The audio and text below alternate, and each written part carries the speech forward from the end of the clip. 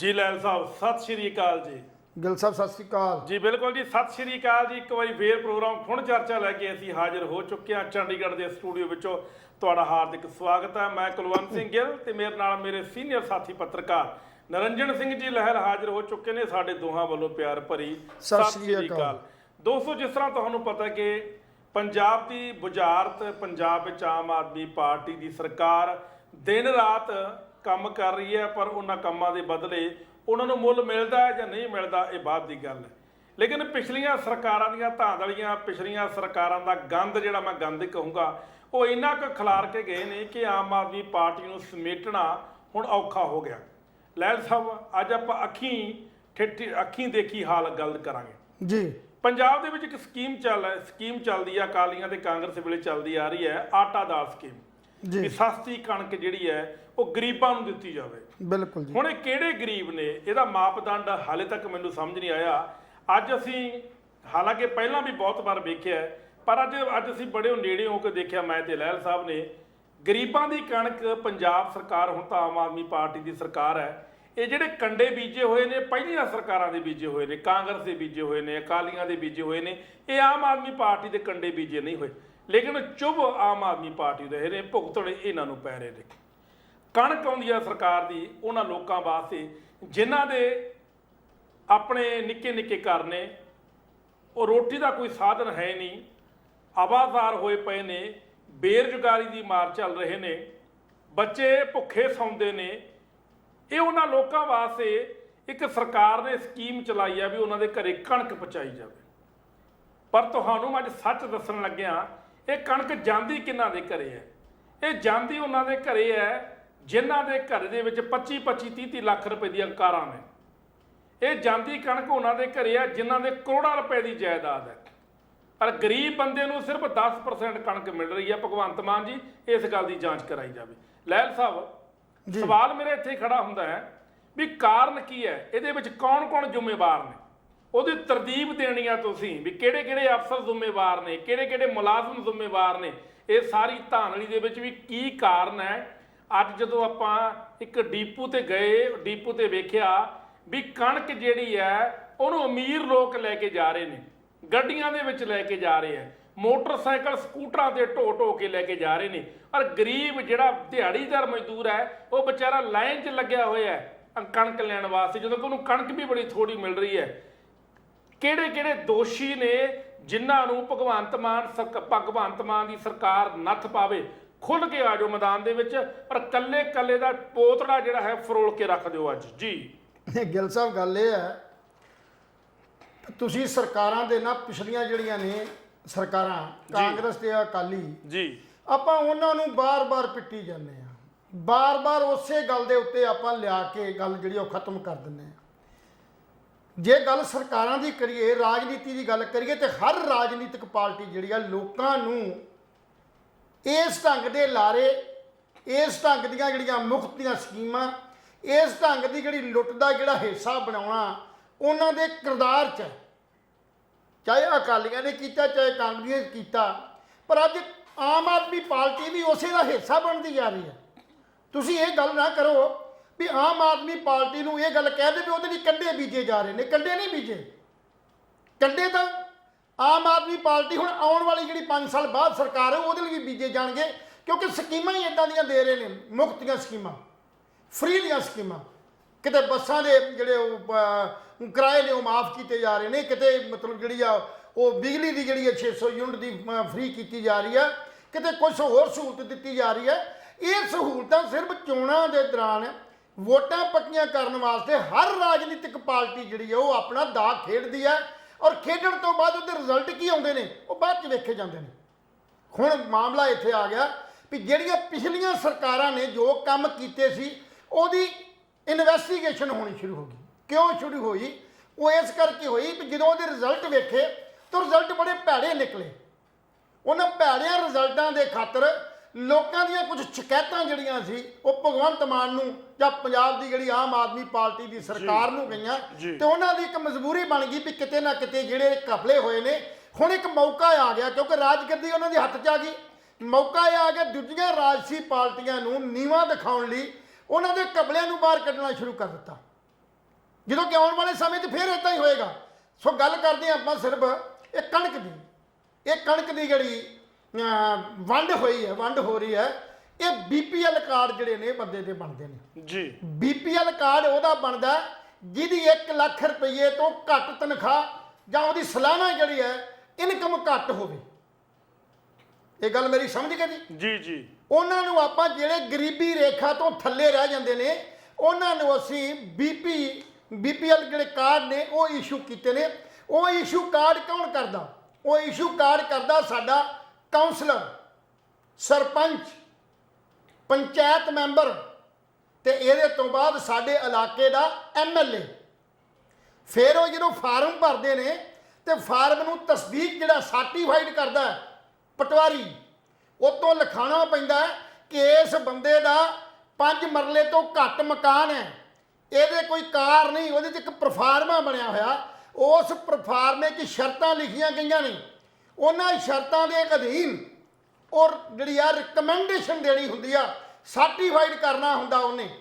ਉਹਦੇ ਸਰਟੀਫਾਈਡ ਕਰਨ ਤੋਂ ਬਾਅਦ ਫਿਰ ਪੰਚਾਇਤ ਸੈਕਟਰੀ ਕੋ ਫਾਰਮ ਜਾਂਦਾ, ਉਹ ਉਹਨੂੰ ਰਜਿਸਟਰ ਜਿਹੜਾ ਵੈਰੀਫਾਈ ਕਰਦਾ ਵੀ ਕੀ ਇਸ ਪਿੰਡ ਦੀ ਜਿਸ ਬੰਦੇ ਦਾ ਇਹ ਫਾਰਮ ਪਟਵਾਰੀ ਵੱਲੋਂ ਰਿਕਮੈਂਡ ਹੋ ਕੇ ਆਇਆ ਕਿ ਇਹ ਵਾਕਿਆ ਹੀ ਠੀਕ ਹੈ, ਇਹਦਾ 1 ਕਿੱਲੇ ਤੋਂ ਵੱਧ ਕੋਈ ਜ਼ਿਮੀਂਦਾਰ ਦੀ ਜ਼ਮੀਨ ਤਾਂ ਨਹੀਂ ਹੈ, ਜਾਂ ਇਹ ਜਿਹੜੀਆਂ ਸ਼ਰਤਾਂ ਲਿਖੀਆਂ ਗਈਆਂ ਇਸ ਫਾਰਮ 'ਚ ਇਹਦੇ ਮੁਤਾਬਕ ਇਹ ਕੰਪੀਟੈਂਟ ਹੈ ਜਾਂ ਨਹੀਂ ਹੈ, ਜਾਂ ਜਿਹੜਾ ਬੰਦਾ ਗਰੀਬ ਤਬਕੇ 'ਚੋਂ ਆਪਣੇ ਆਪ ਨੂੰ ਇਹ ਫਾਰਮ ਸਬਮਿਟ ਕਰ ਰਿਹਾ ਜਿੱਤੇ ਥੱਲੇ ਉਹਨੇ ਘੋਸ਼ਣਾ ਪੱਤਰ, ਸਵੈ ਘੋਸ਼ਣਾ ਪੱਤਰ ਦੇ ਤੌਰ ਦੇ ਉੱਤੇ ਸਾਈਨ ਕੀਤੇ ਨੇ ਕਿ ਇਹ ਜਸ ਠੀਕ ਨੇ, ਉਹਦੀ ਰਿਪੋਰਟ ਤੋਂ ਬਾਅਦ ਫਿਰ ਕੀ ਹੁੰਦਾ? ਫਿਰ ਸਿਫਾਰਿਸ਼ ਕਿੱਥੇ ਆ? ਇਹ ਜਿਹੜੇ ਦੋਨੇ ਮੈਂ ਪਟਵਾਰੀ ਤੇ ਜਿਹੜੇ ਸੈਕਟਰੀ, ਪੰਚਾਇਤ ਸੈਕਟਰੀ ਦੀ ਗੱਲ ਕੀਤੀ ਆ, ਇਹ ਕਿਹਦੇ ਪ੍ਰਭਾਵ ਹੇਠ ਨੇ? ਇਹ ਪ੍ਰਭਾਵ ਹੇਠ ਨੇ ਸਾਡੀ ਮੌਜੂਦਾ ਰਾਜ ਕਰਦੀ ਟੀਮ, ਜਿਹਦੇ ਕਾਉਂਸਲਰ, ਸਰਪੰਚ, ਪੰਚ ਤੇ ਫਿਰ MLA। ਇਹ ਜਿਹੜੇ ਫਾਰਮ ਅੱਜ ਜਿਹੜੀ ਤੁਸੀਂ ਕਣਕ ਅੱਖੀਂ ਦੇਖੀ ਆ ਨਾ, ਜਿਹੜੀ ਕਣਕ ਸਿਰਫ ਗਰੀਬਾਂ ਨੂੰ ਵੰਡੀ ਜਾਣੀ ਸੀ, ਇਹ ਹਰ 6 ਮਹੀਨੇ ਬਾਅਦ ਜਿਹੜੀ ਹੈ ਉਹ ਕਣਕ ਜਿਹੜੀ ਆ ਉਹ ਵੰਡੀ ਜਾਂਦੀ ਹੈ।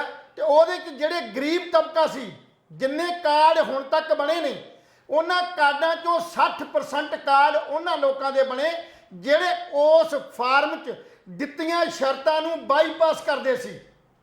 ਜਿਵੇਂ ਤੁਸੀਂ ਕਿਹਾ ਕਿ ਇੱਥੇ ਅੱਜ ਗੱਡੀਆਂ 50-50 ਲੱਖ ਵਾਲੀਆਂ, 20-20 ਲੱਖ ਵਾਲੀਆਂ, 10-10 ਲੱਖ ਵਾਲੀਆਂ ਗੱਡੀਆਂ, ਬੜਾ ਦੁੱਖ ਹੋਇਆ। ਮੈਂ ਲੰਬਾ ਨਹੀਂ ਜਾਊਂਗਾ, ਇਹ ਸਾਰੀਆਂ ਗੱਡੀਆਂ ਜਿਹੜੀਆਂ ਉਹ ਕਣਕ ਲੈਣ ਆਈਆਂ। ਸੋ ਸਵਾਲ ਇਸ ਗੱਲ ਦਾ ਵੀ ਨਾ ਤਾਂ ਪਹਿਲੀ ਸਰਕਾਰ ਨੇ ਸਿਰਫ ਤੇ ਸਿਰਫ ਆਪਣੀਆਂ ਵੋਟਾਂ ਪੱਕੀਆਂ ਕਰਨ ਵਾਸਤੇ ਕਾਉਂਸਲਰਾਂ ਨੇ, ਪਿੰਡ ਦੇ ਸਰਪੰਚ ਨੇ, ਮੈਂਬਰਾਂ ਨੇ ਔਰ MLA ਨੇ ਆਪਣੀਆਂ ਵੋਟਾਂ ਪੱਕੀਆਂ ਕਰਨ ਵਾਸਤੇ ਇਦਾਂ ਦੇ ਜਿਹੜੇ 2 ਨੰਬਰ ਦੇ ਜਿਹੜੇ ਕਾਰਡ ਨੇ ਉਹ ਲੋਕਾਂ ਦੇ ਬਣਾ ਦਿੱਤੇ।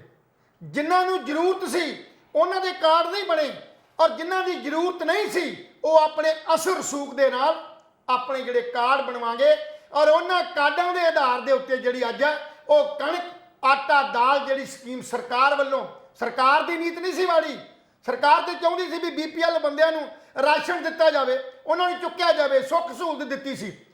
ਜੇ ਸੁੱਖ ਸਹੂਲਤ ਦਾ ਨਜਾਇਜ਼ ਫਾਇਦਾ ਸਾਡੇ ਰਾਜਨੀਤਿਕ ਲੋਕ ਖੁਦ ਚੋਰ ਮੋਰੀਆਂ ਦੇ ਰਾਹੀਂ, ਉਹਨਾਂ ਕਾਨੂੰਨਾਂ 'ਚ ਚੋਰ ਮੋਰੀਆਂ ਨੇ, ਉਹਨਾਂ 'ਚ ਫਲੈਕਸੀਬਿਲਿਟੀ ਹੈ, ਉਸ ਫਲੈਕਸੀਬਿਲਿਟੀ ਦਾ ਫਾਇਦਾ ਉਠਾ ਕੇ ਉਹ ਲੋਕਾਂ ਨੇ ਇਹਨਾਂ ਨੁਮਾਇੰਦਿਆਂ ਦੇ ਥਰੂ, ਜਿਨ੍ਹਾਂ ਦਾ ਮੈਂ ਨਾਂ ਲੈ ਚੁੱਕਾ, ਪੰਚਾਇਤ ਮੈਂਬਰ, ਸਰਪੰਚ ਔਰ ਕਾਉਂਸਲਰ, ਇਹਨਾਂ ਨੇ ਅੱਗੇ ਵੱਧ ਕੇ ਮੋਹਤਬਾਰੀ ਦੇ ਤੌਰ ਦੇ ਉੱਤੇ ਵੀ ਸਾਡਾ ਸਰਕਾਰੇ ਦਰਬਾਰੇ ਪ੍ਰਭਾਵ ਹੈ, ਔਰ ਉਹ ਜਿਹੜਾ ਫਾਰਮ ਹੈ ਉਹ ਰਿਕਮੈਂਡ ਕਰਕੇ ਕਿਹਨੂੰ ਭੇਜਿਆ? ਇਹ ਭੇਜਤਾ ਸਾਡੇ ਸਿਵਲ ਸਪਲਾਈ ਖੁਰਾਕ ਮਹਿਕਮੇ ਨੂੰ। ਹੁਣ ਖੁਰਾਕ ਮਹਿਕਮੇ ਨੇ ਜਿਹੜੇ ਡਾਇਰੈਕਟਰ ਖੁਰਾਕ ਮਹਿਕਮਾ ਔਰ ਜਿਹੜਾ ਉਹਦਾ ਸੈਕਟਰੀ, ਜਿਹੜਾ ਫੂਡ ਐਂਡ ਸਪਲਾਈ ਦਾ ਜਿਹੜਾ ਪ੍ਰਮੁੱਖ ਸਕੱਤਰ ਹੈ, ਇਹਦੇ ਕੋਲ ਚਲੇ ਜਾਂਦਾ। ਉੱਥੋਂ ਫਿਰ ਸਾਡੀ ਜਿਹੜੀ ਹੈ ਅਨਾਉਂਸਮੈਂਟ ਜਿਹੜੀ ਹੈ ਉਹ ਵੰਡ ਦੀ ਹੁੰਦੀ ਹੈ।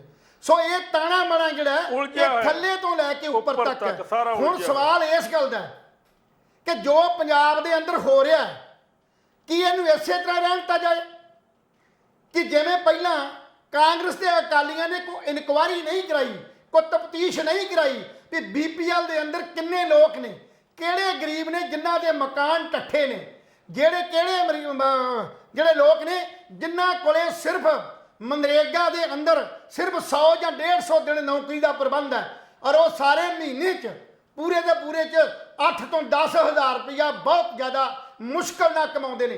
ਕੋਠੇ ਇਕੱਠੇ ਨੇ, 5-5 ਮਰਲੇ ਦੇ ਮਕਾਨ ਤੋਂ ਘੱਟ ਮਕਾਨ ਨੇ ਜੀ ਲੈਲ ਸਾਹਿਬ। ਘਰ ਕਮਾਈ ਵਾਲਾ ਬੰਦਾ ਕੋਈ ਨਹੀਂ।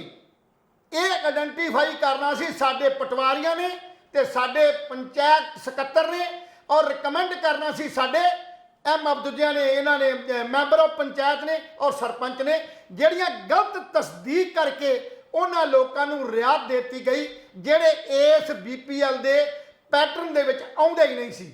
ਹੁਣ ਜੇ ਉਹਨਾਂ ਨੇ ਇਹ ਸਕੀਮ 'ਚ ਕੋਈ ਘਪਲੇਬਾਜ਼ੀ ਬਾਹਰ ਨਹੀਂ ਕੱਢੀ ਤੇ ਕੀ ਆਮ ਆਦਮੀ ਪਾਰਟੀ ਨੂੰ ਵੀ ਇਸੇ ਤਰ੍ਹਾਂ ਇਹਨੂੰ ਰੈਗੂਲਰ ਰੱਖਣਾ ਚਾਹੀਦਾ? ਮੇਰੇ ਸਵਾਲ ਦੇ ਅਨੁਸਾਰ ਆਮ ਆਦਮੀ ਪਾਰਟੀ ਨੂੰ ਸਭ ਤੋਂ ਪਹਿਲਾਂ ਇਹ ਸਾਰੀ ਦੀ ਸਾਰੀ ਸਕੀਮ ਜਿਹੜੀ ਹੈ BPL ਵਾਲੀ ਬੰਦ ਕਰ ਦੇਣੀ ਚਾਹੀਦੀ ਹੈ ਔਰ ਬੰਦ ਕਰਨ ਤੋਂ ਬਾਅਦ ਨਵੇਂ ਪੱਧਰ ਦੇ ਉੱਤੇ ਇਹਦੀ ਇਨਵੈਸਟੀਗੇਸ਼ਨ ਜੋ ਹੋ ਚੁੱਕਾ ਉਹਦੀ ਇਨਕੁਆਇਰੀ ਕਰਾਈ ਜਾਵੇ ਔਰ ਜਿਹੜਾ ਨਵਾਂ ਤਰੀਕੇ ਨਾਲ ਉਹਨਾਂ BPL ਗਰੀਬ ਪਰਿਵਾਰਾਂ ਦੇ ਜਿਹੜੇ ਕਿ ਸਾਡੀ ਗਰੀਬੀ ਰੇਖਾ ਤੋਂ ਥੱਲੇ ਨੇ, ਲੋੜਵੰਦ ਨੇ, ਲੋੜੀਂਦੇ ਨੇ, ਜਿਨ੍ਹਾਂ ਨੂੰ ਜ਼ਰੂਰਤ ਹੈ, ਉਹਨਾਂ ਦੀ ਪਹਿਚਾਣ ਕਰਕੇ ਉਹਨਾਂ ਦੇ ਘਰਾਂ 'ਚ ਕਾਰਡ ਪਹੁੰਚਾ ਕੇ ਉਹਨਾਂ ਨੂੰ ਸਹੂਲਤ ਦਿੱਤੀ ਜਾਵੇ। ਲੈਲ ਸਾਹਿਬ ਮੈਂ ਤੁਹਾਨੂੰ ਇੱਥੇ ਰੋਕਦਾ ਜੀ। ਇਹਦਾ ਕਾਰਨ ਹੈ ਵੀ ਜਦੋਂ ਸਾਰੇ ਬੰਦੇ ਚੋਰ ਹੋਣ ਤਾਂ ਫਿਰ ਇਨਕੁਆਇਰੀ ਕਰੂ ਕਿਹੜਾ? ਇੱਕੋ ਹਮਾਮ ਦੇ ਵਿੱਚ ਸਾਰੇ ਨੰਗੇ ਨੇ। ਗੱਲ ਪਟਵਾਰੀ ਦੀ ਕਰਦੇ ਆ, ਗੱਲ ਕਾਉਂਸਲਰ ਦੀ ਕਰਦੇ ਆ, ਗੱਲ ਸਰਪੰਚ, ਪੰਚ, DC, ਗੱਲ ਆਪਾਂ ਲੀਡਰਾਂ ਦੀ ਕਰਦੇ ਆ, ਗੱਲ ਆਪਾਂ ਅਸਲ ਸੁਖ ਬੰਦਿਆਂ ਦੀ ਕਰਦੇ ਆ। ਮੇਰੇ ਕੋਲੇ ਦਫ਼ਤਰ ਦੇ ਵਿੱਚ ਸਾਡੇ ਇੱਕ ਸਫਾਈ ਕਰਦੀ ਹੈ, ਉਹਦੀ ਵੋਟ ਵੀ ਬਣੀ ਹੋਈ ਹੈ ਜੀ, ਸਭ ਕੁਝ ਬਣਿਆ ਹੋਇਆ, ਉਹਦਾ ਰਾਸ਼ਨ ਕਾਰਡ ਤੱਕ ਉਹਦਾ ਬਣਿਆ ਹੋਇਆ ਹੈ। वो मैनू कहती बाबू जी आप हमारी फ्री में कणक ही लगवा दो जो सस्ते वाली है। मैं मेरे को कोई जवाब नहीं आया लहल साहब भी मैं तेरी कणक किवें लवा सकदा। कार्ड की है ਉਹਦੇ ਸੰਬੰਧ ਉਹਨਾਂ ਨਾਲ ਮੈਂਬਰਾਂ ਨਾਲ ਨਹੀਂ ਆ ਵਿਚਾਰੀਆਂ ਜਿਹੜੇ ਕਾਰਡ ਹੈ ਉਹ ਗਰੀਬਾਂ ਤੱਕ ਤਾਂ ਸਕੀਮ ਫਾਰਮ ਪਹੁੰਚੇ ਨਹੀਂ। ਇਹ ਫਾਰਮ ਪਹੁੰਚ ਕੇ ਗੱਡੀਆਂ ਮੈਨੂੰ ਸ਼ਰਮ ਆਉਣੀ ਚਾਹੀਦੀ ਹੈ ਨਾ ਕਾਰ ਵਾਲਿਆਂ ਨੂੰ। ਇਹਦੇ ਨਾਲ ਇੱਕ ਲਹਿਲ ਸਾਹਿਬ ਜੀ ਸ਼ਰਮ ਆਉਣੀ ਚਾਹੀਦੀ ਆ ਵੱਡੇ ਵੱਡੇ ਮੋਟਰਸਾਈਕਲ ਗੱਡੀਆਂ ਵਾਲਿਆਂ ਨੂੰ ਵੀ ਜਦੋਂ ਉਹ ਗਰੀਬਾਂ ਦੀ ਕਣਕ ਖਾਣ ਵਾਸਤੇ ਗਰੀਬਾਂ ਦੀ ਕਣਕ ਲੈਣ ਵਾਸਤੇ ਠੇਕੇ ਉੱਥੇ ਜਿਹਨੂੰ ਕਹਿ ਸਕਦੇ ਆਪਾਂ ਡੀਪੂਆਂ ਤੇ ਕਣਕ ਲੈਣ ਆਉਂਦੇ ਨੇ ਉਹ ਕਿਹੜੇ ਮੂੰਹ ਨਾਲ ਆਉਂਦੇ ਨੇ। ਅੱਜ ਮੈਂ ਘੁੰਡੀਆਂ ਮੁੱਛਾਂ ਵਾਲੇ ਸਰਦਾਰ ਗਰੀਬਾਂ ਦੀ ਸਸਤੀ ਕਣਕ ਖਾਂਦਿਆਂ ਵੇਖਿਆ। ਅੱਜ ਮੈਂ ਗਰੀਬਾਂ ਦੀ ਕਣਕ ਮੈਂ ਖਾਂਦਿਆਂ ਨਹੀਂ ਲਹਿਲ ਸਾਹਿਬ ਮੈਂ ਇਹਨੂੰ ਕਹੂੰਗਾ ਡਾਕਾ ਮਾਰਦਿਆਂ ਵੇਖਿਆ, ਲੁੱਟਦਿਆਂ ਵੇਖਿਆ ਔਰ ਦੇਖਦੇ ਦੇਖਦੇ ਕਣਕ ਦਾ ਭਰਿਆ ਟਰੱਕ ਹੋ ਗਿਆ। ਔਰ ਗਰੀਬ ਬੰਦੇ ਸਿਰਫ 2% ਖੜੇ ਸੀ ਜਿਹੜੇ ਸਾਈਕਲਾਂ ਤੇ ਆਏ ਸੀ ਔਰ ਉਹਨਾਂ ਨੂੰ ਕਣਕ ਕਿੰਨੀ ਮਿਲੀ ਮੈਂਬਰਾਂ ਦੇ ਹਿਸਾਬ ਦੇ ਨਾਲ 30 ਕਿਲੋ 40 ਕਿਲੋ 50 ਕਿਲੋ। ਔਰ ਜਿਹੜਾ ਬੰਦਾ ਕਾਰ 'ਚ ਆਇਆ ਸੀ 25 30 ਲੱਖ ਦੀ ਉਹਨੇ ਮੈਂਬਰ ਵੱਧ ਲਿਖਾਏ ਹੋਏ ਸੀ, ਕਈ ਰਾਸ਼ਨ ਕਾਰਡ ਦਿਖਾਏ ਹੋਣਗੇ ਔਰ ਉਹ 6 ਕੁਆਂਟਲ 8 ਕੁਆਂਟਲ ਕਣਕ ਜਿਹੜੀ ਹੈ ਅੱਜ ਗਰੀਬਾਂ ਦੀ ਉਹ ਕਾਰ ਵਿੱਚ ਢੋ ਕੇ ਲੈ ਗਿਆ। ਗਿੱਲ ਸਾਹਿਬ ਇਹ ਤਾਂ ਤੁਸੀਂ ਕਣਕ ਦੀ ਗੱਲ ਕਰਦੇ ਹੋ, ਜੇ ਗੱਲ ਕਰਦੇ ਆ ਬੁਢਾਪਾ ਪੈਨਸ਼ਨ ਦੀ ਤੇ ਬੁਢਾਪਾ ਪੈਨਸ਼ਨ ਦਾ ਵੀ ਇਹੀ ਹਾਲ ਹੈ। ਹਰ ਪਿੰਡ ਦੇ ਵਿੱਚ ਜਾਂ ਹਰ ਸ਼ਹਿਰ ਦੇ ਵਿੱਚ ਜਿੱਥੇ ਤੱਕ ਲੋਕਾਂ ਦੀ ਪਹੁੰਚ ਹੈ ਉਹਨਾਂ ਦੀਆਂ ਜ਼ਮੀਨਾਂ ਨੇ, ਟਰੈਕਟਰ ਘਰ ਖੜਾ, ਗੱਡੀ 20 ਲੱਖ ਦੀ ਹੈ, ਮੁੰਡਾ ਬਾਹਰ ਗਿਆ ਹੋਇਆ, ਕੈਨੇਡਾ ਗਿਆ ਹੋਇਆ, ਕੁਝ ਸਰਕਾਰੀ ਨੌਕਰੀ 'ਚ ਨੇ ਪਰ ਉਹਦਾ ਮਾਂ ਤੇ ਪਿਓ ਜਿਹੜਾ ਉਹ ਬਜ਼ੁਰਗ ਜਿਹੜੇ ਨੇ ਉਹ ਪੈਨਸ਼ਨ ਬੁਢਾਪਾ ਪੈਨਸ਼ਨ ਲੈ ਰਹੇ ਨੇ। ਔਰ ਉਹਨਾਂ ਦੇ ਗੁਆਂਢ 'ਚ ਕੁਝ ਬੰਦੇ ਇਹੋ ਜਿਹੇ ਨੇ ਜਿਹੜੇ ਬੁਢਾਪਾ ਪੈਨਸ਼ਨ ਦੇ ਯੋਗ ਨੇ, ਜਿਨ੍ਹਾਂ ਦੇ ਨਿਆਣਿਆਂ ਨੇ ਘਰੋਂ ਤੋਂ ਕੱਢਤਾ, ਕੱਚੇ ਕੋਠੇ 'ਚ ਉਹ ਮੰਜੀ ਡਾਹੀ ਬੈਠੇ ਨੇ, ਉਹਨਾਂ ਦਾ ਕਮਾਉਣ ਵਾਲਾ ਜੀ ਕੋਈ ਨਹੀਂ, ਉਹਨਾਂ ਦੀ ਡੰਗੋਰੀ ਕੋਈ ਨਹੀਂ ਪਰ ਉਹਦੀ ਪੈਨਸ਼ਨ ਨਹੀਂ। ਇਹ ਸਾਰਾ ਵਖਰੇਵਾਂ ਜਿਹੜਾ ਇਹ ਰਾਜਨੀਤਿਕ ਤੌਰ ਤੇ ਸਾਡੇ ਰੀਪ੍ਰੈਜ਼ੈਂਟ ਜਿਨ੍ਹਾਂ ਨੂੰ ਅਸੀਂ MLA ਵਿਧਾਨ ਸਭਾ ਦੇ ਜਿਹੜੇ ਆਪਾਂ ਕਹਿ ਦਿੰਦੇ ਆ ਵੀ ਸਾਡੇ ਚੁਣੇ ਹੋਏ ਨੁਮਾਇੰਦੇ ਨੇ, ਅੱਜ ਚੁਣੇ ਹੋਏ ਨੁਮਾਇੰਦੇ ਥਾਣਿਆਂ ਕਚਹਿਰੀਆਂ ਜਾਂ ਸਕੂਲਾਂ 'ਚ ਜਾਂ ਹੋਰਨਾਂ ਥਾਵਾਂ ਤੇ ਦਬਕੇ ਮਾਰਨ ਤੋਂ ਸਿਵਾਏ ਜਾਂ ਉਹਨਾਂ ਦੇ ਦਖਲਅੰਦਾਜ਼ੀ ਕਰਨ ਤੋਂ ਸਿਵਾਏ ਅੱਜ ਕੋਈ ਵੀ ਇਸ ਗੱਲ ਦੀ ਜ਼ਿੰਮੇਵਾਰੀ ਲੈਣ ਨੂੰ ਤਿਆਰ ਨਹੀਂ ਵੀ ਜਿਹੜੀਆਂ ਸਰਕਾਰ ਦੀਆਂ ਸਕੀਮਾਂ ਸੀ ਉਹਨਾਂ ਸਕੀਮਾਂ ਦਾ ਬਹੁਤ ਧੱਜੀਆਂ ਉੱਡ ਰਹੀਆਂ ਨੇ ਥੱਲੇ ਔਰ ਸਾਡੇ ਸਰਕਾਰੀ ਜਿਹੜੇ ਅਫਸਰ ਨੇ ਉਹਨਾਂ ਦੀਆਂ ਹਦਾਇਤਾਂ ਦੇ ਅਨੁਸਾਰ ਆਪਣਾ ਕੰਮ ਕਰ ਰਹੇ ਨੇ। ਉਹ ਜਵਾਬ ਦੇ ਕੋਈ ਨਹੀਂ ਔਰ ਕੋਈ ਕਿਸੇ ਨੂੰ ਸਵਾਲ ਪੁੱਛ ਕੇ ਰਾਜੀ ਨਹੀਂ ਕਿਉਂਕਿ ਸਾਰਾ ਸਿਸਟਮ ਜਿਹੜਾ ਸਾਡਾ ਉਹ ਉੱਪਰਲੇ ਪੱਧਰ ਤੋਂ ਹਿਲਦਾ। ਸੋ ਇਹ ਗੱਲ ਜੇ ਅੱਜ ਪੰਜਾਬ ਦੀ ਇਹ ਸਰਕਾਰ ਸਾਡੀਆਂ ਏਜੰਸੀਆਂ ਜਿਹੜੀਆਂ ਕਿ ਇਹਦੇ ਉੱਤੇ ਨਜ਼ਰ ਰੱਖਦੀਆਂ ਨੇ ਵਿਜੀਲੈਂਸ ਏਜੰਸੀਆਂ ਅਗਰ ਇਹਨਾਂ ਘਪਲਿਆਂ ਨੂੰ ਬਾਹਰ ਕੱਢ ਕੇ ਇੱਕ ਚੰਗੇ ਤੇ ਯੋਗ ਬੰਦਿਆਂ ਦੀ ਜਿਹੜੀ ਬਣਦੀ ਉਹਨਾਂ ਦੀ ਸਹਾਇਤਾ ਜੇ ਉਹ ਕਰ ਦਿੱਤੀ ਜਾਵੇ ਤਾਂ ਫਿਰ ਅਸੀਂ ਸਮਝਾਂਗੇ ਵੀ ਇਹ ਆਮ ਆਦਮੀ ਪਾਰਟੀ ਹੈ। ਨਹੀਂ ਤਾਂ ਇਹ ਵੀ ਇੱਕ ਖਾਸ ਬੰਦਿਆਂ ਦੀ ਪਾਰਟੀ 'ਚ ਸ਼ਾਮਲ ਹੋ ਗਏ ਨੇ ਕਿਉਂਕਿ ਬਾਰ-ਬਾਰ ਕਹਿਣ ਦੇ ਬਾਵਜੂਦ ਅਜੇ ਤੱਕ ਉਹਨਾਂ ਥਾਵਾਂ ਦੇ ਉੱਤੇ ਜਿਹੜੀ ਹੈ ਉਹ ਕਾਰਵਾਈ ਨਹੀਂ ਕੀਤੀ ਜਾ ਰਹੀ ਜਿੰਨਾ ਕਾਰਵਾਈ ਤੱਕ ਹੋਣੀ ਚਾਹੀਦੀ ਸੀ। ਸਾਡੇ ਲੋਕ ਅਜੇ ਮਾਨਸਿਕ ਤੌਰ ਤੇ ਇੰਨੇ ਤਿਆਰ ਨਹੀਂ ਹੋਏ। ਮੈਂ ਕਈ ਵਾਰ ਤੁਸੀਂ ਸਵਾਲ ਮੇਰੇ ਨਾਲ ਕੀਤਾ ਵੀ ਭਗਵੰਤ ਮਾਨ ਦੀ ਸਰਕਾਰ ਨੇ ਰਿਸ਼ਵਤਖੋਰੀ ਖਤਮ ਕਰਤੀ। ਕੇਜਰੀਵਾਲ ਸਾਹਿਬ ਤੇ ਭਗਵੰਤ ਮਾਨ ਗੁਜਰਾਤ ਜਾ ਕੇ ਹਿਮਾਚਲ 'ਚ ਜਾ ਕੇ ਜਾਂ ਹਰਿਆਣੇ 'ਚ ਜਾ ਕੇ ਕਹਿੰਦੇ ਨੇ ਵੀ ਆਓ ਪੰਜਾਬ ਆਓ ਤੁਹਾਨੂੰ ਪਤਾ ਲੱਗੇ ਵੀ ਰਿਸ਼ਵਤਖੋਰੀ ਕਿਵੇਂ ਖਤਮ ਹੁੰਦੀ ਆ। ਕੋਈ ਬਾਂਹ ਖੜੀ ਕਰਕੇ ਕਵੇ ਰਿਸ਼ਵਤਖੋਰੀ ਇੱਥੇ ਟੋਟਲੀ ਬੰਦ ਹੋ ਚੁੱਕੀ ਆ। ਇਸੇ ਹੀ ਤਰ੍ਹਾਂ ਮੈਂ ਗੱਲ ਕੀਤੀ ਸੀ ਰਿਸ਼ਵਤਖੋਰੀ ਉਦੋਂ ਤੱਕ ਬੰਦ ਨਹੀਂ ਹੋ ਸਕਦੀ ਜਦ ਤੱਕ ਤੁਸੀਂ ਮਾਨਸਿਕ ਤੌਰ ਤੇ ਤਿਆਰ ਨਹੀਂ ਹੋ ਜਾਂਦੇ। ਮਾਨਸਿਕ ਤੌਰ ਤੇ ਤੁਹਾਨੂੰ ਇਹ ਲੱਗੇ ਕਿ ਇਹ ਜੁਰਮ ਹੈ, ਦੇਣਾ ਵੀ ਜੁਰਮ ਹੈ ਤੇ ਲੈਣਾ ਵੀ ਜੁਰਮ ਹੈ, ਇਹ ਗਲਤ ਹੈ, ਉਦੋਂ ਤੱਕ ਰਿਸ਼ਵਤਖੋਰੀ ਖਤਮ ਨਹੀਂ ਹੁੰਦੀ। ਇਸੇ ਤਰ੍ਹਾਂ ਜਿਹੜੀਆਂ ਇਹ ਸਾਡੀਆਂ ਲਾਲਚ ਦੀਆਂ ਛੋਟੀਆਂ ਸਕੀਮਾਂ ਨੇ ਛੋਟੇ ਲਾਲਚ ਨੇ ਇਹ ਬੁਢਾਪਾ ਪੈਨਸ਼ਨ ਕਿੰਨੀ ਕੁ ਮਿਲਦੀ ਹੋਊ 400 ਤੇ 500 ਦੀ ਮਿਲਦੀ ਰਹੀ ਹੈ। ਅੱਜ ਭਾਵੇਂ 1000 ਰੁਪਇਆ ਕਰ ਦਿੱਤੀ 300 ਰੁਪਇਆ ਕਦੇ ਹੁੰਦੀ ਸੀ ਕਦੀ 150 ਰੁਪਇਆ ਹੁੰਦੀ ਸੀ ਅੱਜ 1000 ਰੁਪਇਆ ਚਲੋ ਹੋ ਗਈ। ਇਹ ਕਣਕ ਜਿਹੜੀ 2 ਕਿਲੋ ਤੋਂ ਅੱਜ 10 ਕਿਲੋ ਹੋ ਗਈ ਹੋਊਗੀ। ਪਰ ਇਹ ਛੋਟੇ ਲਾਲਚ ਵਾਸਤੇ ਲੋਕਾਂ ਦੇ ਮਨਾਂ 'ਚ ਇਹ ਗੱਲ ਆ ਵੀ ਜੋ ਲੁੱਟਿਆ ਜਾਂਦਾ ਜੋ ਲਿਆ ਜਾਂਦਾ ਲੈ ਲਿਆ ਜਾਵੇ। ਸਰਕਾਰਾਂ ਨੂੰ ਗਾਲਾਂ ਕੱਢਦੀਆਂ ਅਸੀਂ ਕੋਈ ਸ਼ੱਕ ਨਹੀਂ, ਨਿੰਦਦੇ ਆ, ਸਰਕਾਰਾਂ ਨੂੰ ਤਰਕ ਪੇਸ਼ ਕਰਦੇ ਆ, ਉਹਨਾਂ ਦੇ ਹਰ ਫੈਸਲੇ ਦੇ ਉੱਤੇ ਅਸੀਂ ਤਕਰਾਰ ਕਰਦੇ ਆ। ਪਰ ਕਦੇ ਜ਼ਿੰਦਗੀ 'ਚ ਆਪਣੇ ਲੋਕਾਂ ਨੇ ਕਦੀ ਇਹ ਸੋਚਣ ਦੀ ਕੋਸ਼ਿਸ਼ ਕੀਤੀ ਹੈ ਜਿਹੜੇ ਆਪ ਇਦਾਂ ਦੇ ਹਮਾਮ 'ਚ ਨੰਗੇ ਨੇ ਉਹ ਥੜਿਆਂ ਤੇ ਬਹਿ ਕੇ ਗੁਰਦੁਆਰਿਆਂ ਦੀਆਂ ਮੰਡਾਂ ਤੇ ਬਹਿ ਕੇ ਛੱਪੜਾਂ ਤੇ ਬਹਿ ਕੇ ਜਾਂ ਪਿੰਡਾਂ ਦੀਆਂ ਸੱਥਾਂ 'ਚ ਬਹਿ ਕੇ ਕੋਸਦੇ ਨੇ ਵੀ ਫਲਾਣੇ ਬੰਦੇ ਨੇ ਫਲਾਣਾ ਕੰਮ ਕੀਤਾ। ਅੱਜ ਉਹ ਘਪਲੇਬਾਜ਼ੀ ਆ ਪਰ ਆਪਣੀ ਗਿਰਾਬਾਨ 'ਚ ਕਦੇ ਝਾਕ ਕੇ ਨਹੀਂ ਉਹਨਾਂ ਨੇ ਲੋਕਾਂ ਨੇ ਦੇਖਿਆ ਕਿ ਅਸੀਂ ਖੁਦ ਵੀ ਇਸੇ ਦਾ ਹਿੱਸਾ ਆ। ਅਸੀਂ ਵੀ ਉਸੇ ਲੁੱਟ 'ਚੋਂ ਕਹਿੰਦੇ ਚੋਰੀ 1 ਰੁਪਈਏ ਦੀ ਵੀ ਤੇ ਚੋਰੀ ਲੱਖ ਰੁਪਈਏ ਦੀ ਵੀ ਇੱਕ ਬਰਾਬਰ ਹੁੰਦੀ ਹੈ। ਸੋ ਕਹਿਣ ਦਾ ਭਾਵ ਸਾਡਾ ਸਿਸਟਮ ਇੰਨਾ ਗੰਦਲਾ ਗਿਆ ਕਿ ਅਸੀਂ ਚੰਗੇ ਨੂੰ ਚੰਗਾ ਕਹਿਣ ਦੇ ਹੱਕ ਹੀ ਨਹੀਂ ਹੈ। ਅਸੀਂ ਹਮੇਸ਼ਾ ਹੀ ਬੁਰੇ ਨਾਲ ਚੱਲਦੇ ਹਾਂ। ਜਿੱਥੇ ਸਾਨੂੰ ਛੋਟਾ ਜਿਹਾ ਲਾਲਚ ਮਿਲਦਾ ਹੋਵੇ ਜਿੱਥੇ ਛੋਟੀ ਜਿਹੀ ਸਾਨੂੰ ਰਿਆਤ ਮਿਲਦੀ ਹੋਵੇ ਉਹ ਭਾਵੇਂ ਦੇਸ਼ ਗਰਕ ਜੇ ਬਰਬਾਦ ਹੋ ਜੇ ਇਸ ਗੱਲ ਦਾ ਕਿਸੇ ਨੂੰ ਕੋਈ ਢੰਗ ਨਹੀਂ। ਸੋ ਭਾਵੇਂ ਸਾਡੀਆਂ ਸਰਕਾਰਾਂ ਜਿਹੜੀਆਂ ਅੱਜ ਫੇਰ ਉਸ ਪਾਸੇ ਨੂੰ ਵੱਧ ਰਹੀਆਂ ਨੇ ਕਰਜ਼ੇ ਵਾਲੇ ਪਾਸੇ ਨੂੰ ਵੱਧ ਰਹੀਆਂ ਪਰ ਅਸੀਂ ਇਹ ਨਿੰਦਦੇ ਜ਼ਰੂਰ ਹਾਂ ਕੋਸਦੇ ਜ਼ਰੂਰ ਹਾਂ ਪਰ ਇਸ ਕਰਜ਼ੇ ਦੇ ਪਿੱਛੇ ਆਪਾਂ ਵੀ ਜ਼ਿੰਮੇਵਾਰ ਹੁੰਨੇ ਹੀ ਹਾਂ। ਜੇ ਇਸ ਢੰਗ ਨਾਲ ਜੋ ਅਸੀਂ ਅੱਜ ਅੱਖੀ ਵੇਖਿਆ ਉਹ ਅੱਖੀ ਵੇਖ ਕੇ ਇਸ ਗੱਲ ਦੀ ਕੁਲਵੰਤ ਗਿੱਲ ਜੀ ਨੇ ਸ਼ੁਰੂ ਕੀਤਾ ਸੀ ਵੀ ਆਹ ਸਾਡਾ ਜ਼ਮੀਨੀ ਪੱਧਰ ਤੇ ਉੱਤੇ ਆਹ ਕੁਝ ਹੋ ਰਿਹਾ ਦੇਖਣ ਯੋਗ ਜਿਹੜੀਆਂ ਗੱਲਾਂ ਇਹ ਸਿਰਫ ਇੱਕ ਸ਼ਹਿਰ ਦੀ ਹੈ। ਸਾਰੇ ਪੰਜਾਬ ਦੇ ਅੰਦਰ ਇਸੇ ਤਰ੍ਹਾਂ ਦਾ ਵਰਤਾਰਾ ਜਿਹੜਾ ਉਹ ਵੇਖਿਆ ਜਾ ਸਕਦਾ ਜੇ ਸਰਕਾਰ ਇਮਾਨਦਾਰ ਹੈ, ਸਰਕਾਰ ਦੇ ਅੰਦਰ ਦਮ ਹੈ, ਸਾਡੀਆਂ ਏਜੰਸੀਆਂ 'ਚ ਦਮ ਹੈ ਤੇ ਜਾਓ ਪਿੰਡਾਂ 'ਚ ਡੀਪੂਆਂ ਵਾਲਿਆਂ ਨੂੰ ਪੁੱਛੋ ਵੀ ਤੁਹਾਨੂੰ ਕਿੰਨੀ ਕਣਕ ਆਈ ਸੀ, ਕਿਹੜੇ BPL ਕਾਰਡ ਜਿਹੜੇ ਨੇ ਤੁਹਾਡੇ ਬਣੇ ਨੇ ਔਰ ਉਹਨਾਂ ਕਾਰਡਾਂ ਦੀ ਤਫਤੀਸ਼ ਕਰਾ ਲਈ ਜਾਵੇ ਔਰ ਉਹਦੇ 'ਚੋਂ 70% ਜਾਂ 75% ਕਾਰਡ ਜਿਹੜੇ ਨੇ ਜਾਲੀ ਪਾਏ ਜਾਣਗੇ ਔਰ ਇਸੇ ਤਰ੍ਹਾਂ ਪੈਨਸ਼ਨਾਂ ਜਿਹੜੀਆਂ ਲੱਗੀਆਂ ਨੇ ਉਹ ਜਾਲੀ ਪਾਈ ਜਾਣਗੀਆਂ। ਲੈਲ ਸਾਹਿਬ ਪਤਾ ਕੀ ਗੱਲ ਹੈ ਇੱਥੇ ਸ਼ੁਰੂ ਮੈਂ ਦੱਸਦਾ ਬੇਸਿਕਲੀ ਸੁਖਪਾਲ ਸਿੰਘ ਖਹਿਰਾ ਵੀ ਹਮੇਸ਼ਾ ਪਿੜਦਾ ਰਹਿੰਦਾ ਹੈ ਜੀ ਜਿੰਨਾ ਚਿਰ ਪੰਜਾਬ ਦੇ ਲੋਕਾਂ ਨੂੰ ਮੁਫਤਖੋਰ ਸਕੀਮਾਂ ਬੰਦ ਨਹੀਂ ਕਰਦੇ ਉਹਨਾਂ ਚਿਰ ਸਟੇਟ ਸਰਵਾਈਵ ਨਹੀਂ ਹੋ ਸਕਦੀ। ਇਹ ਗੱਲ ਕਲੀਅਰ ਹੈ ਜੀ। ਬਿਜਲੀ ਮਾਫ ਹੋ ਗਿਆ, ਰਾਸ਼ਨ ਕਾਰਡ ਹੋ ਗਿਆ, ਤੁਹਾਡਾ ਫ੍ਰੀ ਇਲਾਜ ਹੋ ਗਿਆ, ਅਸੀਂ ਲੋਕਾਂ ਨੂੰ ਨਿਕੰਮੇ ਤੇ ਨਕਾਰਾ ਬਣਾਤਾ। ਲੇਕਿਨ ਹੁਣ ਆਪਾਂ ਗੱਲ ਕਣਕ ਦੀ ਕਰ ਰਹੇ ਆਪਾਂ। ਕਣਕ ਦੇ ਵਿੱਚ ਬਾਜ਼ਾਰ ਦੇ ਵਿੱਚ ਮਹਿੰਗੀ ਕਣਕ ਮਿਲਦੀ ਹੈ। ਮੈਨੂੰ ਅੱਜ ਤੱਕ ਕਦੇ ਕਿਸੇ ਗਰੀਬ ਨੇ ਇਹ ਨਹੀਂ ਕਿਹਾ ਕਿ ਸਾਨੂੰ ਅਸੀਂ ਸਰਕਾਰੀ ਕਣਕ ਖਾਂਦੇ ਹਾਂ। ਕਾਰਾਂ ਵਾਲੇ, ਸਕੂਟਰਾਂ ਵਾਲੇ, ਮੋਟਰਸਾਈਕਲਾਂ ਵਾਲੇ ਸਭ ਲੁੱਟ ਕੇ ਲੈ ਗਏ ਕਣਕ ਔਰ ਜਿਹੜਾ ਡੀਪੂ ਹੋਲਡਰ ਹੈ ਉਹ ਵੀ ਅੰਨਾ ਹੋ ਕੇ ਵੰਡ ਰਿਹਾ।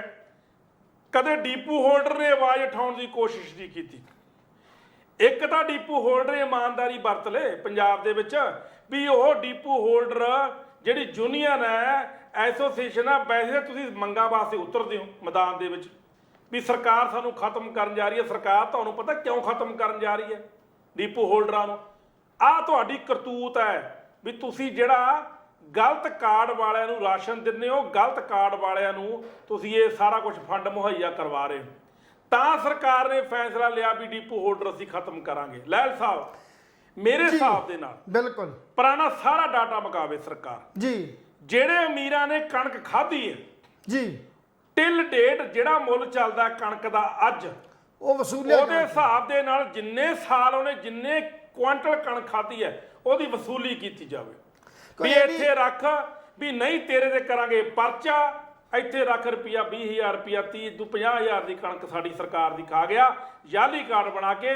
ਔਰ ਚਾਹੇ ਪਟਵਾਰੀ ਹੈ, ਚਾਹੇ ਕੌਂਸਲਰ ਹੈ, ਚਾਹੇ ਪੰਚ ਹੈ, ਚਾਹੇ ਸਰਪੰਚ ਹੈ, ਚਾਹੇ ਡੀਸੀ ਹੈ, ਚਾਹੇ ਐਮਐਲਏ ਹੈ, ਸਾਰਿਆਂ ਨੂੰ ਇੱਕੋ ਕਟਹਿਰੇ 'ਚ ਲਿਆ ਕੇ ਖੜਾ ਕਰਨਾ ਚਾਹੀਦਾ। ਉਹ ਜਾਂਚ ਦੇ ਵਿੱਚ ਇਹਨਾਂ ਨੂੰ ਸ਼ਾਮਲ ਕਰਕੇ ਦੱਸੋ ਵੀ ਗਰੀਬਾਂ ਦੀ ਕਣਕ ਜਿਹੜੀ ਸਰਕਾਰਾਂ ਭੇਜਦੀਆਂ ਸੀ ਉਹ ਗਈਆਂ ਕਿੱਥੇ, ਵੰਡੀਆਂ ਕਿਹਨੂੰ, ਔਰ ਗਲਤ ਕਾਰਡ ਕਿਉਂ ਬਣੇ। ਇੱਕ ਗੱਲ ਹੋਰ ਮੈਂ ਕਹਿ ਰਿਹਾ, ਸਕੂਲਾਂ ਦੇ ਅੰਦਰ ਵੀ ਜਿਹੜਾ ਮਿਡ ਡੇ ਮੀਲ ਜਿਹੜਾ ਦਿੰਦੇ ਆ ਨਾ, ਉਹਦੇ ਵਿੱਚ ਬਹੁਤ ਵੱਡੀ ਧਾਰ ਉਹਦੇ ਵਿੱਚ ਵੀ ਇਹੀ ਕਾਰਨ ਹੈ ਵੀ ਬਹੁਤ ਬੱਚੇ ਜਿਹੜੇ ਨੇ ਸਕੂਲਾਂ 'ਚ ਆਪਣੀ ਅਟੈਂਡੈਂਸ ਨਹੀਂ ਦਿੰਦੇ, ਪਰ ਉੱਥੋਂ ਦੇ ਜਿਹੜੇ ਅਧਿਆਪਕ ਜਾਂ ਜਿਹੜੇ ਹੈੱਡ ਨੇ ਉਹ ਧੱਕੇ ਨਾਲ ਉਹਨਾਂ ਨੂੰ ਐਬਸੈਂਟ ਨਹੀਂ ਕਰਦੇ। ਉਹ ਦੁਪਹਿਰ ਨੂੰ ਜਦੋਂ ਕਣਕ ਵੰਡਣੀ ਹੁੰਦੀ ਹੈ ਜਾਂ ਜਦੋਂ ਰਾਸ਼ਨ ਮਿਲਦਾ ਨਾ, ਉਸ ਵੇਲੇ ਆਣ ਕੇ ਲੈ ਕੇ ਘਰ ਨੂੰ ਚਲੇ ਜਾਂਦੇ ਨੇ। ਔਰ ਨਾ ਹੀ ਕਦੇ ਮਾਂ ਪਿਓ ਨੇ ਪੁੱਛਿਆ ਵੀ ਤੂੰ ਸਕੂਲ 'ਚ ਹਾਜ਼ਰੀ ਤੇ ਦਿੰਦਾ ਨਹੀਂ, ਪੜ੍ਹਦਾ ਤਾਂ ਹੈ ਨਹੀਂ, ਰਿਜ਼ਲਟ ਤੇਰਾ ਘੱਟ ਆ ਰਿਹਾ ਕਿਉਂ ਪੁੱਛਣ, ਕਿਉਂਕਿ ਉਹਨਾਂ ਦਾ ਬੱਚਾ ਘਰ ਦਾ ਕਣਕ ਦਾ ਆਟਾ ਤੇ ਦਾਲ ਦੇ ਲੈ ਕੇ ਘਰੇ ਜਾਂਦਾ ਔਰ ਉਹਨੂੰ ਉਸ ਆਟੇ ਤੇ ਦਾਲ ਦੇ ਨਾਲ ਹੀ ਬੜੀ ਰਾਹਤ ਮਿਲ ਰਹੀ ਹੈ। ਸੋ ਇਹ ਵੀ ਸਾਡੇ ਸਿਸਟਮ ਦਾ ਬਹੁਤ ਵੱਡਾ ਜਿਹੜਾ ਉਹ ਨੁਕਸ ਹੈ। ਅਸੀਂ ਓਪਰੇ ਤੌਰ ਤੇ ਕਹੀ ਜਾਂਦੇ ਹਾਂ, ਜ਼ਮੀਨੀ ਪੱਧਰ ਦੇ ਉੱਤੇ ਸਰਕਾਰਾਂ ਰਿਪੋਰਟਾਂ ਬਣਾ ਕੇ ਵੱਡੇ ਵੱਡੇ ਬੋਰਡ ਲਾ ਕੇ ਬਹੁਤ ਵੱਡਾ ਪ੍ਰਦਰਸ਼ਨ ਕਰੀ ਜਾਂਦੀਆਂ ਨੇ, ਪਰ ਥੱਲੇ ਇਨਕੁਆਇਰੀ ਨਹੀਂ ਹੈ। ਥੱਲੇ ਸਾਡੇ ਅਫਸਰ ਜਿਹੜੇ ਨੇ, ਸਾਡੇ ਡੀਪੂ ਹੋਲਡਰ ਨੇ, ਸਾਡੇ ਜਿਹੜੇ ਖਾਸ ਕਰਕੇ ਕਾਉਂਸਲਰ ਤੇ ਮੈਂਬਰ ਪੰਚਾਇਤ, ਇਹ ਐਡੀ ਪਾਰਸ਼ਲਟੀ, ਇੰਨੀ ਵੰਡ ਕਰ ਦਿੱਤੀ ਇਹਨਾਂ ਲੋਕਾਂ ਦੀ ਵੀ ਇਹ ਮੇਰੀ ਪਾਰਟੀ ਦਾ ਬੰਦਾ ਤੇ ਮੇਰੀ ਪਾਰਟੀ ਦਾ ਬੰਦਾ ਖੁਦ ਆਪ ਕਾਰਡ ਬਣਾਉਣ 'ਚ ਸ਼ਾਮਲ ਹੁੰਦੇ ਨੇ, ਆਪ ਵੱਧ ਤੋਂ ਵੱਧ ਕਾਰਡਾਂ ਨੂੰ ਬਣਾਉਣ ਦੀ ਗੱਲ ਕਰਦੇ ਨੇ। ਇਹ ਨਹੀਂ ਵੇਖਦੇ ਵੀ ਇਹ ਬੰਦਾ ਡਿਜ਼ਰਵ ਕਰਦਾ ਕਿ ਨਹੀਂ ਕਰਦਾ। ਉਹਨਾਂ ਨੇ ਤਸਦੀਕ ਕਰਕੇ ਉਹ ਮਾਰਿਆ ਕਾਰਡ, ਉਹ ਮਾਰਿਆ, ਜਿਨ੍ਹਾਂ ਦੀ ਤਸਦੀਕ ਹੋਣੀ ਚਾਹੀਦੀ ਹੈ, ਕਿਉਂਕਿ ਪਹੁੰਚ ਨਹੀਂ ਕਰ ਪਾਉਂਦੇ ਜਿਹੜੇ ਐਮਐਲਏ ਕੋਲ ਨਹੀਂ ਪਹੁੰਚ ਕਰ ਸਕਦੇ। ਉਹ ਕਾਉਂਸਲਰ ਕੋਲ ਜਾਣਗੇ, ਕਾਉਂਸਲਰ ਉਹਨੂੰ ਮਿਲਦਾ ਨਹੀਂ, ਸਰਪੰਚ ਪੰਚ ਪਿੰਡ ਦਾ ਉਹ ਮਿਲਦਾ ਨਹੀਂ। ਇਸ ਕਰਕੇ ਨਹੀਂ ਮਿਲਦਾ, ਇਸ ਕਰਕੇ ਕਿ ਉਹ ਉਹਦੀ ਆਓ ਭਗਤ ਨਹੀਂ ਕਰਦਾ, ਉਹ ਚਾਹ ਨਹੀਂ ਪਿਆ ਸਕਦਾ ਜਾਂ ਘਰ ਉਹਨੂੰ ਬਿਠਾ ਨਹੀਂ ਸਕਦਾ ਕਿਉਂਕਿ ਉਹ ਗਰੀਬ ਬੰਦਾ। ਸੋ ਕਹਿਣ ਦਾ ਮੇਰਾ ਭਾਵ ਵੀ ਜਿੰਨਾ ਤੱਕ ਅਸੀਂ ਜ਼ਮੀਨੀ ਪੱਧਰ ਦੇ ਉੱਤੋਂ ਇਹ ਸਭ ਕੁਝ ਖਤਮ ਨਹੀਂ ਕਰਦੇ, ਇਹਦੇ ਲਈ ਕੋਈ ਨਵੀਂ ਜੰਗ ਨਹੀਂ ਸ਼ੁਰੂ ਕਰਦੇ, ਤਦ ਤੱਕ ਕੀਤੇ ਹਰ ਕਾਰਜ ਜਿਹੜੇ ਫੇਲ ਹੁੰਦੇ ਜਾਣਗੇ। ਸੋ ਅੱਜ ਜਿੱਥੇ ਕਿ ਪੰਚਾਇਤ ਡਿਪਾਰਟਮੈਂਟ ਬਹੁਤ ਵੱਡੀਆਂ ਟਾਰਾਂ ਮਾਰਦਾ ਸੀ ਵੀ ਅਸੀਂ ਆਹ ਕਰ ਦਿਆਂਗੇ, ਇੱਥੇ ਸਿਸਟਮ ਸੁਧਾਰ ਦਿਆਂਗੇ, ਅੱਜ ਉਹੀ ਹੀ ਸਾਡਾ ਕੁਲਦੀਪ ਸਿੰਘ ਧਾਲੀਵਾਲ ਮੰਤਰੀ ਅੱਜ ਸੈਂਟਰ ਗਵਰਨਮੈਂਟ ਕੋ ਜਾ ਕੇ ਹੱਥ ਜੋੜ ਕੇ ਮੰਗ ਰਿਹਾ ਤੇ ਇਹ ਕਹਿ ਰਿਹਾ ਕਿ ਬਿਨਾਂ ਸੈਂਟਰ ਸਰਕਾਰ ਦੇ ਪੰਜਾਬ ਸਰਵਾਈਵ ਨਹੀਂ ਕਰ ਸਕਦਾ। ਕੱਲ ਤੱਕ ਪੰਜਾਬ ਦਾ ਇਹੀ ਮੰਤਰੀ ਜਾਂ ਇਹੀ ਸਰਕਾਰ ਕੇਂਦਰ ਸਰਕਾਰ ਨਾਲ ਮੱਥਾ ਲਾਉਣ ਜਾ ਰਹੀ ਸੀ। ਪਹਿਲਾਂ ਵੀ ਇਸ ਗੱਲ ਹੀ ਭਗਵੰਤ ਮਾਨ ਨੇ ਹੱਥ ਅੱਡ ਕੇ ਮੰਗਿਆ ਸੀ, ਫੰਡ ਮੰਗੇ ਸੀ, ਤੇ ਅੱਜ ਫੇਰ ਕੇਂਦਰੀ ਮੰਤਰੀ ਕੋਲ ਜਾ ਕੇ ਸਾਡਾ ਜਿਹੜਾ ਮੰਤਰੀ ਹੈ ਬੜੀਆਂ ਟਾਰਾਂ ਮਾਰਦੇ ਸੀ, ਅੱਜ ਹੱਥ ਅੱਡ ਕੇ ਫੇਰ ਕਹਿ ਰਿਹਾ ਵੀ ਤੁਹਾਥੋਂ ਬਿਨਾਂ ਸਾਡਾ ਗੁਜ਼ਾਰਾ ਨਹੀਂ ਹੋ ਸਕਦਾ। ਇਹ ਗੱਲ ਅਸੀਂ ਕਹਿੰਦੇ ਰਹੇ ਹਾਂ, ਸਮਝਾਉਂਦੇ ਰਹੇ ਹਾਂ। ਸੋ ਇਹ ਗੱਲਾਂ ਜਿਹੜੀਆਂ ਨੇ ਸਾਡੇ ਪੰਜਾਬ ਨਾਲ ਟੁੱਕਦੀਆਂ, ਤਾਂ ਕਰਕੇ ਕਰ ਰਹੇ ਹਾਂ ਵੀ ਇੱਕ ਪਾਸੇ ਸਾਡੀ ਲੁੱਟ ਕਰ ਰਹੇ ਸੀ। ਗੱਲ ਤੁਹਾਡੀ ਬਹੁਤ ਵਧੀਆ ਹੈ। ਮੈਂ ਇਹ ਗੱਲ ਕਹਿ ਰਿਹਾ ਸੀ ਵੀ ਜਿਹੜਾ ਕੇਜਰੀਵਾਲ ਸਾਹਿਬ ਕਹਿ ਰਹੇ ਸੀ 35,000 ਕਰੋੜ ਮਾਈਨਿੰਗ ਤੋਂ ਆਊਗਾ, 33,000 ਕਰੋੜ ਐਕਸਾਈਜ਼ ਤੋਂ ਆਊਗਾ, 30 ਤੇ 30 60 ਤੇ ਟੋਟਲ 70,000 ਕਰੋੜ ਹੋ ਗਿਆ। ਉਹ 70,000 ਕਰੋੜ ਦੀ ਮੈਂ ਵੀ ਉਡੀਕ ਕਰ ਰਿਹਾ ਵੀ ਪੰਜਾਬ ਸਰਕਾਰ ਕਦੋਂ ਸੁਪਨਾ ਆਇਆ ਸੀ ਔਰ ਸਰਕਾਰ ਲੋਨ ਲੈਣ ਜਾ ਰਹੀ ਹੈ ਹੋਰ ਹਲੇ, ਤੁਹਾਨੂੰ ਪਤਾ ਇਸ ਗੱਲ ਦਾ? ਬਿਲਕੁਲ ਜੀ ਬਿਲਕੁਲ, ਇਹ ਤਾਂ ਸੁਪਨਾ ਆਇਆ ਸੀ ਕੇਜਰੀਵਾਲ ਸਾਹਿਬ ਨੂੰ। ਜਿਵੇਂ ਤੁਸੀਂ ਵੀ ਇੱਕ ਦਿਨ ਕਿਹਾ ਸੀ ਮੈਨੂੰ ਸੁਪਨਾ ਆਇਆ, ਤੇ ਮੈਂ ਰਾਤ ਨੂੰ ਜਦੋਂ ਸੁੱਤਾ ਤੇ ਸਵੇਰੇ ਮੈਂ ਉੱਥੇ ਉਹ ਬਰੈਂਪਟਨ ਫਿਰਦਾ ਸਾਂ। ਜਦੋਂ ਬਰੈਂਪਟਨ ਗਿਆ ਤੇ ਮੈਂ ਆਪਣੇ ਯਾਰਾਂ ਨੂੰ ਮਿਲਣ ਲੱਗ ਗਿਆ, ਤੇ ਜਦੋਂ ਸਵੇਰੇ ਅੱਖ ਖੁੱਲੀ ਤੇ ਮੈਂ ਤੇ ਕਹਿੰਦਾ ਆਪਣੇ ਘਰੇ ਸੁੱਤਾ ਸੀ। ਸੋ ਕਹਿਣ ਦਾ ਭਾਵ ਸੁਪਨਿਆਂ ਦਾ ਕੀ ਹੈ, ਸੁਪਨੇ ਕਦੇ ਵੀ ਲੈ ਜਾ ਸਕਦੇ। ਇਹ ਮਿਲ ਕੇ ਲਿਆ ਸੀ ਭਗਵੰਤ ਦੇ, ਇਹ ਦੱਸਿਆ ਨਾ ਭਗਵੰਤ ਮਾਨ ਨੂੰ, ਉਹਨੇ ਕਿਹਾ ਇਹਨੂੰ ਸੁਪਨਾ ਨਾ ਕਹੀ, ਇਹਨੂੰ ਹਕੀਕਤ 'ਚ ਬਦਲਣਾ। ਹਕੀਕਤ ਨਹੀਂ ਬਦਲਿਆ ਜਾ ਸਕਦਾ, ਸਿਸਟਮ ਨਹੀਂ ਬਦਲਿਆ ਜਾ ਸਕਦਾ। ਅੱਜ ਕੀ ਹੈ, ਅੱਜ ਕੇਜਰੀਵਾਲ ਸਾਹਿਬ ਦੇ ਸਾਡੇ ਇੱਥੇ ਪੰਜਾਬ ਨੂੰ ਦਿੱਲੀ ਦਾ ਮਾਡਲ ਪੇਸ਼ ਕਰਨ ਵਾਲੇ ਅੱਜ ਦਿੱਲੀ ਦੇ ਅੰਦਰ ਕੇਜਰੀਵਾਲ ਦੇ ਘਰ ਦੇ ਮੂਹਰੇ ਟੀਚਰਾਂ ਨੇ ਜਿਹੜਾ ਉਹਦਾ ਪੁਤਲਾ ਫੂਕਿਆ, ਧਰਨਾ ਦਿੱਤਾ, ਔਰ ਧਰਨਾਕਾਰੀ ਮੰਗ ਕਰ ਰਹੇ ਨੇ ਉੱਥੇ ਆਪਣੀ ਸੇਫਟੀ ਦੀ। ਸੋ ਇਹ ਹਾਲਤ ਹੈ ਉੱਥੇ। ਜਿਹੜਾ ਮਾਡਲ ਇੱਥੇ ਪੇਸ਼ ਕੀਤਾ ਜਾ ਰਿਹਾ, ਉਸ ਮਾਡਲ ਦੀਆਂ ਤਸਵੀਰਾਂ ਤੁਸੀਂ ਅੱਜ ਟੀਵੀ ਤੇ ਵੇਖ ਸਕਦੇ ਹੋ ਦਿੱਲੀ ਦੀਆਂ। ਸੋ ਹਰ ਕੁਝ ਜਿਹੜਾ ਉਹ ਦਿੱਲੀ ਮਾਡਲ ਨਹੀਂ ਚੱਲ ਸਕਦਾ। ਵੱਖਰੀ ਗੱਲ ਦਿੱਲੀ ਤੋਂ ਲਿਆ ਕੇ ਤੁਸੀਂ ਭਾਵੇਂ ਇੱਥੇ ਭਰਤੀਆਂ ਕਰਤੀਆਂ ਨੇ। ਕੱਲ ਕਿਸੇ ਬੰਦੇ ਸਿਆਣੇ ਨੇ ਕਿਹਾ ਸੀ ਬਿਜਲੀ ਬੋਰਡ ਦੇ ਅੰਦਰ ਜਿਹੜੀ ਪਹਿਲਾਂ ਭਰਤੀ ਹੋਈ ਹੈ ਉਹ ਸਾਰੇ ਰਾਜਸਥਾਨੀ ਨੇ, ਟੋਟਲ ਰਾਜਸਥਾਨੀ ਨੇ। ਜਾਂ ਜਿਹੜੀਆਂ ਨਵੀਆਂ ਭਰਤੀਆਂ ਹੁਣ ਹੋਣ ਜਾ ਰਹੀਆਂ, ਇਹਦੇ ਵਿੱਚ ਜਿਹੜੀ ਉਹ ਕੰਡੀਸ਼ਨ ਲਾਈ ਹੈ ਨਾ ਪੰਜਾਬੀ ਦੀ, ਉਹ ਇਸ ਕਰਕੇ ਲਾਈ ਹੈ ਕਿ ਦਿੱਲੀ ਤੋਂ, ਯੂਪੀ ਤੋਂ, ਬਿਹਾਰ ਤੋਂ ਲਿਆ ਕੇ ਪੰਜਾਬ ਦੇ ਅੰਦਰ ਪੰਜਾਬੀਅਤ ਨੂੰ ਖਤਮ ਕਰਕੇ ਪੰਜਾਬ ਉਹਨਾਂ ਲੋਕਾਂ ਨੂੰ ਨੌਕਰੀਆਂ ਦਿੱਤੀਆਂ ਜਾਣ। ਸਾਡੇ ਲੀਗਲ ਏਡੀ ਡਿਪਾਰਟਮੈਂਟ ਦੇ ਅੰਦਰ ਰਿਜ਼ਰਵੇਸ਼ਨ ਖਤਮ ਕਰਤੀ। ਉਹ ਤੇ ਜਿਹੜੇ ਵੀ ਸਾਡੇ ਲੀਗਲ ਐਡਵਾਈਜ਼ਰ ਜਿਹੜੇ ਲੱਗਣੇ ਨੇ, ਅਸਿਸਟੈਂਟ APO ਜਿਹੜੇ ਮਤਲਬ ਸਾਡੇ ਸਰਕਾਰੀ ਵਕੀਲ ਜਿਨ੍ਹਾਂ ਨੂੰ ਕਹਿ ਦਿੰਦੇ ਆ, ਪ੍ਰੋਸੀਕਿਊਟਰ, ਪਬਲਿਕ ਪ੍ਰੋਸੀਕਿਊਟਰ ਲਾਉਣੇ ਨੇ, ਔਰ ਉਹਨਾਂ ਦੀ ਜੋ ਕੰਡੀਸ਼ਨ ਹੈ ਔਰ ਉਹਨਾਂ ਦੀ ਜਿਹੜੀ ਭਰਤੀ ਆ ਰੱਖਣੇ ਆ, ਉਹ 'ਚ ਵੀ ਸਾਰੇ ਜਿਹੜੇ ਨੇ ਉਹ ਬਾਹਰ ਦੇ ਜਿਹੜੇ ਬੰਦੇ ਨੇ ਉਹ ਭਰਤੀ ਕੀਤੇ ਜਾਣੇ ਨੇ। ਇਹ ਰੌਲਾ ਇਸ ਗੱਲ ਦਾ ਪਹਿਲਾਂ ਤੇ ਰੌਲਾ ਇਹ ਸੀ ਵੀ ਸਾਨੂੰ ਨੌਕਰੀਆਂ ਦਿੱਤੀਆਂ ਜਾਣ, ਨੌਕਰੀਆਂ ਕੱਢੀਆਂ ਜਾਣ। ਅੱਜ ਰੌਲਾ ਖਤਮ ਹੋ ਗਿਆ। ਅੱਜ ਤੇ ਰੌਲਾ ਰਿਜ਼ਰਵੇਸ਼ਨ ਦਾ ਰਹਿ ਗਿਆ। ਅੱਜ ਤੇ ਰੌਲਾ ਇਹ ਰਹਿ ਗਿਆ ਕਿ ਪੰਜਾਬ ਦੇ ਲੋਕਾਂ ਦੀ ਸੁਰੱਖਿਆ ਕੀ ਹੈ। ਪੰਜਾਬ ਦੇ ਅੰਦਰ ਇੱਕ ਗੱਲ ਸਪਸ਼ਟ ਅਸੀਂ ਵਰ੍ਹਿਆਂ ਤੋਂ ਕਰਦੇ ਆ ਰਹੇ ਹਾਂ, ਤੇ ਵਰ੍ਹਿਆਂ ਤੋਂ ਹੁੰਦੀ ਆਈ ਹੈ ਕਿ ਸਭ ਤੋਂ ਪਹਿਲਾਂ ਸਰਕਾਰੀ ਨੌਕਰੀ ਹੋਵੇ, ਚਾਹੇ ਉਹ ਪ੍ਰਾਈਵੇਟ ਖੇਤਰ ਦੀ ਨੌਕਰੀ ਹੋਵੇ, ਉਹ 'ਚ ਸਭ ਤੋਂ ਪਹਿਲਾਂ ਪੰਜਾਬੀ ਦੀ ਜਿਹੜੀ ਹੈ ਉਹ ਅਪੁਆਇੰਟਮੈਂਟ ਹੋਣੀ ਚਾਹੀਦੀ ਹੈ। ਪੰਜਾਬ ਦੇ ਬੰਦੇ ਨੂੰ, ਪੰਜਾਬ ਦੇ ਬੇਰੁਜ਼ਗਾਰ ਨੂੰ ਨੌਕਰੀ ਮਿਲਣੀ ਚਾਹੀਦੀ ਹੈ। ਜਾਂ ਜਿਹੜੀ ਸਾਡੀ ਪਾਲਿਸੀ ਸੀ ਸੈਂਟਰ ਗਵਰਨਮੈਂਟ ਦੀ, ਸਰਕਾਰ ਦੀ, ਸੰਵਿਧਾਨ ਦੇ ਮੁਤਾਬਕ 85% ਉਹ ਸੂਬੇ ਜਿਹੜੇ ਨੇ ਉਹ ਹੱਕਦਾਰ ਨੇ, ਔਰ 15% ਬਾਕੀ ਸਾਰਿਆਂ ਸੂਬਿਆਂ 'ਚੋਂ ਬੰਦੇ ਲਏ ਜਾ ਸਕਦੇ ਨੇ ਕੰਡੀਸ਼ਨਲੀ, ਕਿ ਉਸ ਕੰਡੀਸ਼ਨ ਦੇ ਮੁਤਾਬਕ ਉਸ ਸੂਬੇ ਦੀ ਜਿਹੜੀ ਭਾਸ਼ਾ ਉਹ ਜਾਣਦਾ ਹੋਵੇ, ਉਹਦੀ ਭਾਸ਼ਾ 'ਚ 10ਵੀਂ ਪਾਸ ਹੋਵੇ। ਪਰ ਅੱਜ ਉਹ ਕਿਤੇ ਨਜ਼ਰ ਨਹੀਂ ਆਉਂਦੀ, ਅੱਜ ਉਹ ਕਿਤੇ ਕੁਝ ਨਹੀਂ ਹੁੰਦਾ, ਕਿਉਂਕਿ ਕੇਂਦਰ ਦੀ ਸਰਕਾਰ ਤੇ ਜਿਹੜੀ ਆਮ ਆਦਮੀ ਪਾਰਟੀ ਦੀ ਸਰਕਾਰ ਹੈ, ਇਹ ਪੰਜਾਬ ਨੂੰ ਰਲ ਕੇ ਕਮਜ਼ੋਰ ਕਰਨਾ ਚਾਹੁੰਦੇ ਨੇ। ਪੰਜਾਬ ਦੇ ਕੋਲੋਂ ਪੰਜਾਬ ਦੇ ਹੱਕ ਖੋਹਣਾ ਚਾਹੁੰਦੇ ਨੇ। ਇਹ ਤਾਂ ਨਿੱਕੀਆਂ ਨਿੱਕੀਆਂ ਗੱਲਾਂ ਨੇ ਜਿਹੜੀਆਂ ਆਪਾਂ ਕਰਦੇ ਆ, ਛੋਟੇ ਛੋਟੇ ਲਾਲਚ ਨੇ, ਮੁਫਤ ਦੀਆਂ ਸਕੀਮਾਂ ਨੇ। ਜੀ ਲਾਲ ਸਾਹਿਬ, ਅਸਲ 'ਚ ਜਿਹੜਾ ਪਿੱਛੇ ਜੋ ਕੁਝ ਹੋ ਰਿਹਾ ਉਹ ਬੁਰਾ ਹੋ ਰਿਹਾ, ਉਹਨੂੰ ਬੜੀ ਮੰਦੀ ਹਾਲਤ ਆ ਉਸ ਗੱਲ ਦੀ। ਉਹਨੂੰ ਵਿਚਾਰਨ ਦੀ ਲੋੜ ਹੈ। ਪੰਜਾਬ ਦੇ ਲੋਕਾਂ ਨੂੰ ਅੱਜ ਇਕੱਠੇ ਹੋਣ ਦੀ ਦੁਬਾਰਾ ਫੇਰ ਲੋੜ ਪਈ ਹੈ। ਇਸ ਲੋੜ ਕਰਕੇ ਜੇ ਤੁਸੀਂ ਚਾਹੋ ਕਿ ਪੰਜਾਬ ਇੱਥੇ ਰਵੇ, ਪੰਜਾਬ ਦੇ ਪਾਣੀ ਇੱਥੇ ਰਹਿਣ, ਮੈਂ ਕਈ ਵਾਰ ਗੱਲ ਕਰਦਾ ਵੀ ਅਸੀਂ ਨਿਤ ਨਵੇਂ ਮੁੱਦੇ ਜਿਹੜੇ ਬਦਲ ਜਾਂਦੇ ਨੇ, ਨਿਤ ਨਵੀਆਂ ਜਿਹੜੀਆਂ ਖਬਰਾਂ ਆ ਜਾਂਦੀਆਂ ਨੇ, ਅਸੀਂ ਹਰ ਖਬਰ ਦੇ ਉਸ ਦਿਨ ਚਰਚਾ ਕਰਦੇ ਹਾਂ। ਪਰ ਜੋ ਅਸੀਂ ਪਿੱਛੇ ਛੱਡ ਆਉਂਦੇ ਹਾਂ, ਜੋ ਪਿੱਛੇ ਛੱਡ ਕੇ ਆਏ ਹਾਂ, ਉਹ ਛੱਡ ਕੇ ਕੀ ਆਏ ਸੀ? ਅਸੀਂ ਛੱਡ ਕੇ ਆਏ ਸੀ ਵੀ ਪੰਜਾਬ ਦੇ ਅੰਦਰ ਜਿਹੜਾ BMB ਦਾ ਜਿਹੜਾ ਹੈਗਾ ਸਾਡਾ ਜਿਹੜਾ ਕੋਟਾ ਖਤਮ ਕਰਤਾ। ਅਸੀਂ ਛੱਡ ਕੇ ਆਏ ਸੀ ਇਹ ਸਾਡਾ ਸਿਟਕੋ ਸਾਡੀ ਜਿਹੜੀ ਹੈ ਨੁਮਾਇੰਦਗੀ ਖਤਮ ਕਰਤੀ। ਅਸੀਂ ਛੱਡ ਕੇ ਆਏ ਸੀ ਪਿੱਛੇ ਵੀ ਸਾਡਾ ਜਿਹੜਾ ਚੰਡੀਗੜ੍ਹ ਦੇ ਅੰਦਰ ਪੰਜਾਬੀ ਦਾ ਜਿਹੜਾ ਸਾਡਾ ਸਰਵਿਸ ਰੂਲ ਸੀ ਉਹ ਕੇਂਦਰੀ ਸਰਵਿਸ ਰੂਲ ਕਰ ਦਿੱਤੇ। ਅਸੀਂ ਛੱਡ ਕੇ ਪਿੱਛੇ ਆਏ ਸੀ, ਉਹ ਛੱਡਿਆ ਸੀ ਅਸੀਂ ਚੰਡੀਗੜ੍ਹ ਪੰਜਾਬ ਯੂਨੀਵਰਸਿਟੀ ਜਿਹੜੀ ਆ ਉਹ ਸਾਡੀ ਹੋਵੇ, ਨਾ ਦਿੱਤੀ ਜਾਵੇ, ਪੰਜਾਬੀ ਬੋਲਦੇ ਇਲਾਕੇ। ਪਰ ਹੁਣ ਤਾਂ ਪੰਜਾਬ ਦੀ ਗੱਲ ਹੀ ਖਤਮ ਕਰਤੀ। ਹੁਣ ਤਾਂ ਚੰਡੀਗੜ੍ਹ ਵੀ ਜਿਹੜਾ ਹੈਗਾ ਉਹ ਵੀ ਸਾਡਾ ਨਜ਼ਰ ਨਹੀਂ ਆ ਰਿਹਾ, ਉਹਦੇ ਤੇ ਵੀ ਆਪਣਾ ਹੱਕ ਕਮਜ਼ੋਰ ਕਰ ਲਿਆ। ਤੇ ਭਗਵੰਤ ਮਾਨ ਅਜੇ ਵੀ ਇਹ ਗੱਲ ਕਹਿ ਰਿਹਾ, ਅਜੇ ਵੀ ਕੋਸ ਰਿਹਾ ਅਕਾਲੀਆਂ ਤੇ ਕਾਂਗਰਸੀਆਂ ਨੂੰ ਵੀ ਉਹਨਾਂ ਨੇ ਚੰਡੀਗੜ੍ਹ ਦੇ ਜਿਹੜੇ ਦਫ਼ਤਰ ਪੰਜਾਬ ਮੋਹਾਲੀ ਸ਼ਿਫਟ ਕਿਉਂ ਕੀਤੇ। ਇਹਦਾ ਮਤਲਬ ਜੇ ਉਹ ਗਲਤੀ ਕਰਕੇ ਗਏ ਨੇ ਤਾਂ ਤੁਸੀਂ ਉਸ ਗਲਤੀ ਨੂੰ ਹੋਰ ਦੁਹਰਾਉਣਾ ਚਾਹੁੰਦੇ ਹੋ, ਹੋਰ ਪਾਣੀ ਪਾਉਣਾ ਚਾਹੁੰਦੇ ਹੋ, ਇਹ ਤੋਂ ਹੱਕ ਛੱਡਣਾ ਚਾਹੁੰਦੇ ਹੋ। ਔਰ ਤੁਹਾਡੇ ਆਪਣੇ ਜਿਹੜੇ ਸਿਆਣੇ ਤੇ ਸੂਝਵਾਨ ਜਿਹੜੇ MLA ਜਾਂ ਇੱਕ ਅੱਧਾ ਮੰਤਰੀ ਹੈ, ਉਹ ਇੱਕ ਚੰਗੀ ਸੋਚ ਦਾ ਧਾਰਨੀ ਮੈਂ ਕਿਹਾ ਜਾ ਸਕਦਾ, ਜਿਹੜਾ ਪੰਜਾਬ ਨੂੰ ਬਾਕੀ ਮੰਗਾਂ ਛੱਡੋ ਪੰਜਾਬ ਨੂੰ ਬਚਾਉਣ ਦੀ ਗੱਲ ਕਰ ਰਿਹਾ। ਕੀ ਸਟ੍ਰੈਟਜੀ ਹੋਏਗੀ ਤੁਹਾਡੀ? ਕੀ ਕੇਂਦਰ ਸਰਕਾਰ 'ਚ ਤੁਹਾਡੀ ਕੋਈ ਹੋਰ ਹੈ? ਦਿੱਲੀ ਕੀ ਤੁਹਾਡੀ ਸਟ੍ਰੈਟਜੀ ਕੁਝ ਹੋਰ ਹੈ ਤੇ ਪੰਜਾਬ 'ਚ ਹੋਰ ਕਿਉਂ ਹੈ? ਇੱਕ ਪਾਸੇ ਤਾਂ ਤੁਸੀਂ ਇੱਥੇ ਕਾਂਗਰਸ ਦੇ ਖਿਲਾਫ ਚੱਲ ਰਹੇ ਹੋ, ਕਾਂਗਰਸ ਦੇ ਮੰਤਰੀਆਂ ਨੂੰ ਅੰਦਰ ਦੇ ਰਹੇ ਹੋ ਘਪਲਿਆਂ ਦੇ ਵਿੱਚ, ਤੇ ਦੂਜੇ ਪਾਸੇ ਅੱਜ ਤੁਸੀਂ ਇੱਕ ਫੈਸਲਾ ਕਰ ਲਿਆ ਕਿ ਤੁਹਾਡੀ ਆਮ ਆਦਮੀ ਪਾਰਟੀ ਦੀ ਜਿਹੜੀ ਹੈ ਉਹ ਜਸਵੰਤ ਸਿਨਹਾ ਨੂੰ ਜਿਹੜਾ ਕਿ ਰਾਸ਼ਟਰਪਤੀ ਦੀ ਚੋਣ ਲਈ ਕੱਲ ਉਮੀਦਵਾਰ ਹੈ, ਔਰ ਉਹ ਉਮੀਦਵਾਰ ਕਾਂਗਰਸ ਦਾ ਉਮੀਦਵਾਰ ਹੈ, ਉਹਦੀ ਹਮਾਇਤ ਕਰਾਂਗੇ। ਇਹ ਕਿੱਧਰ ਦੀ ਸਿਆਣਪ ਹੈ? ਦੋਗਲੀ ਨੀਤੀ ਹਮੇਸ਼ਾ ਹੀ ਰਾਜਨੀਤਿਕ ਪਾਰਟੀਆਂ ਵਰਤਦੀਆਂ ਨੇ। ਤਾਮਿਲਨਾਡੂ 'ਚ ਕੁਝ ਬੋਲਦੇ ਨੇ, ਪੰਜਾਬ 'ਚ ਕੁਝ ਬੋਲਦੇ ਨੇ, ਲੈਲ ਸਾਹਿਬ, ਹਰਿਆਣੇ 'ਚ ਕੁਝ ਬੋਲਦੇ ਨੇ, ਪੰਜਾਬ 'ਚ ਕੁਝ ਬੋਲਦੇ ਨੇ। ਤੁਹਾਨੂੰ ਮੈਂ ਗੱਲ ਦੱਸਦਾ, ਇੱਕ ਹੋਇਆ ਕੀ, ਇੱਕ ਮੁੰਡਾ ਕਹਿੰਦਾ ਆਪਦੇ ਪਿਓ ਨੂੰ, ਕਹਿੰਦਾ ਵੀ ਮੈਂ ਰਾਜਨੀਤੀ ਵਿੱਚ ਸ਼ਾਮਲ ਹੋਣਾ ਜੀ। ਉਹ ਪਿਓ ਕਹਿੰਦਾ, ਉਹ ਕਹਿੰਦਾ ਪੁੱਤ ਰਹਿਣ ਦੇ ਵੀ ਇਹ ਦਲਦਲ ਹੈ, ਤੂੰ ਰਹਿਣਾ ਕੀ ਹੈ, ਤੂੰ ਪੜ੍ਹ ਲਿਖ ਲੈ, ਕੋਈ ਚੱਜ ਦਾ ਕੰਮ ਕਰ ਲੈ। ਕਹਿੰਦਾ ਨਾ, ਉਹ ਅੜ ਗਿਆ, ਮੈਂ ਤਾਂ ਕਹਿੰਦਾ ਰਾਜਨੀਤੀ 'ਚ ਕੰਮ ਕਰਨਾ। ਉਹ ਕਹਿੰਦਾ ਠੀਕ ਹੈ ਬਈ, ਜੇ ਤੂੰ ਰਾਜਨੀਤੀ 'ਚ ਕੰਮ ਕਰਨਾ ਹੈ ਫਿਰ ਤੂੰ ਕਰ ਲੈ, ਤੂੰ ਮੰਨਦਾ ਕਿਉਂ ਨਹੀਂ।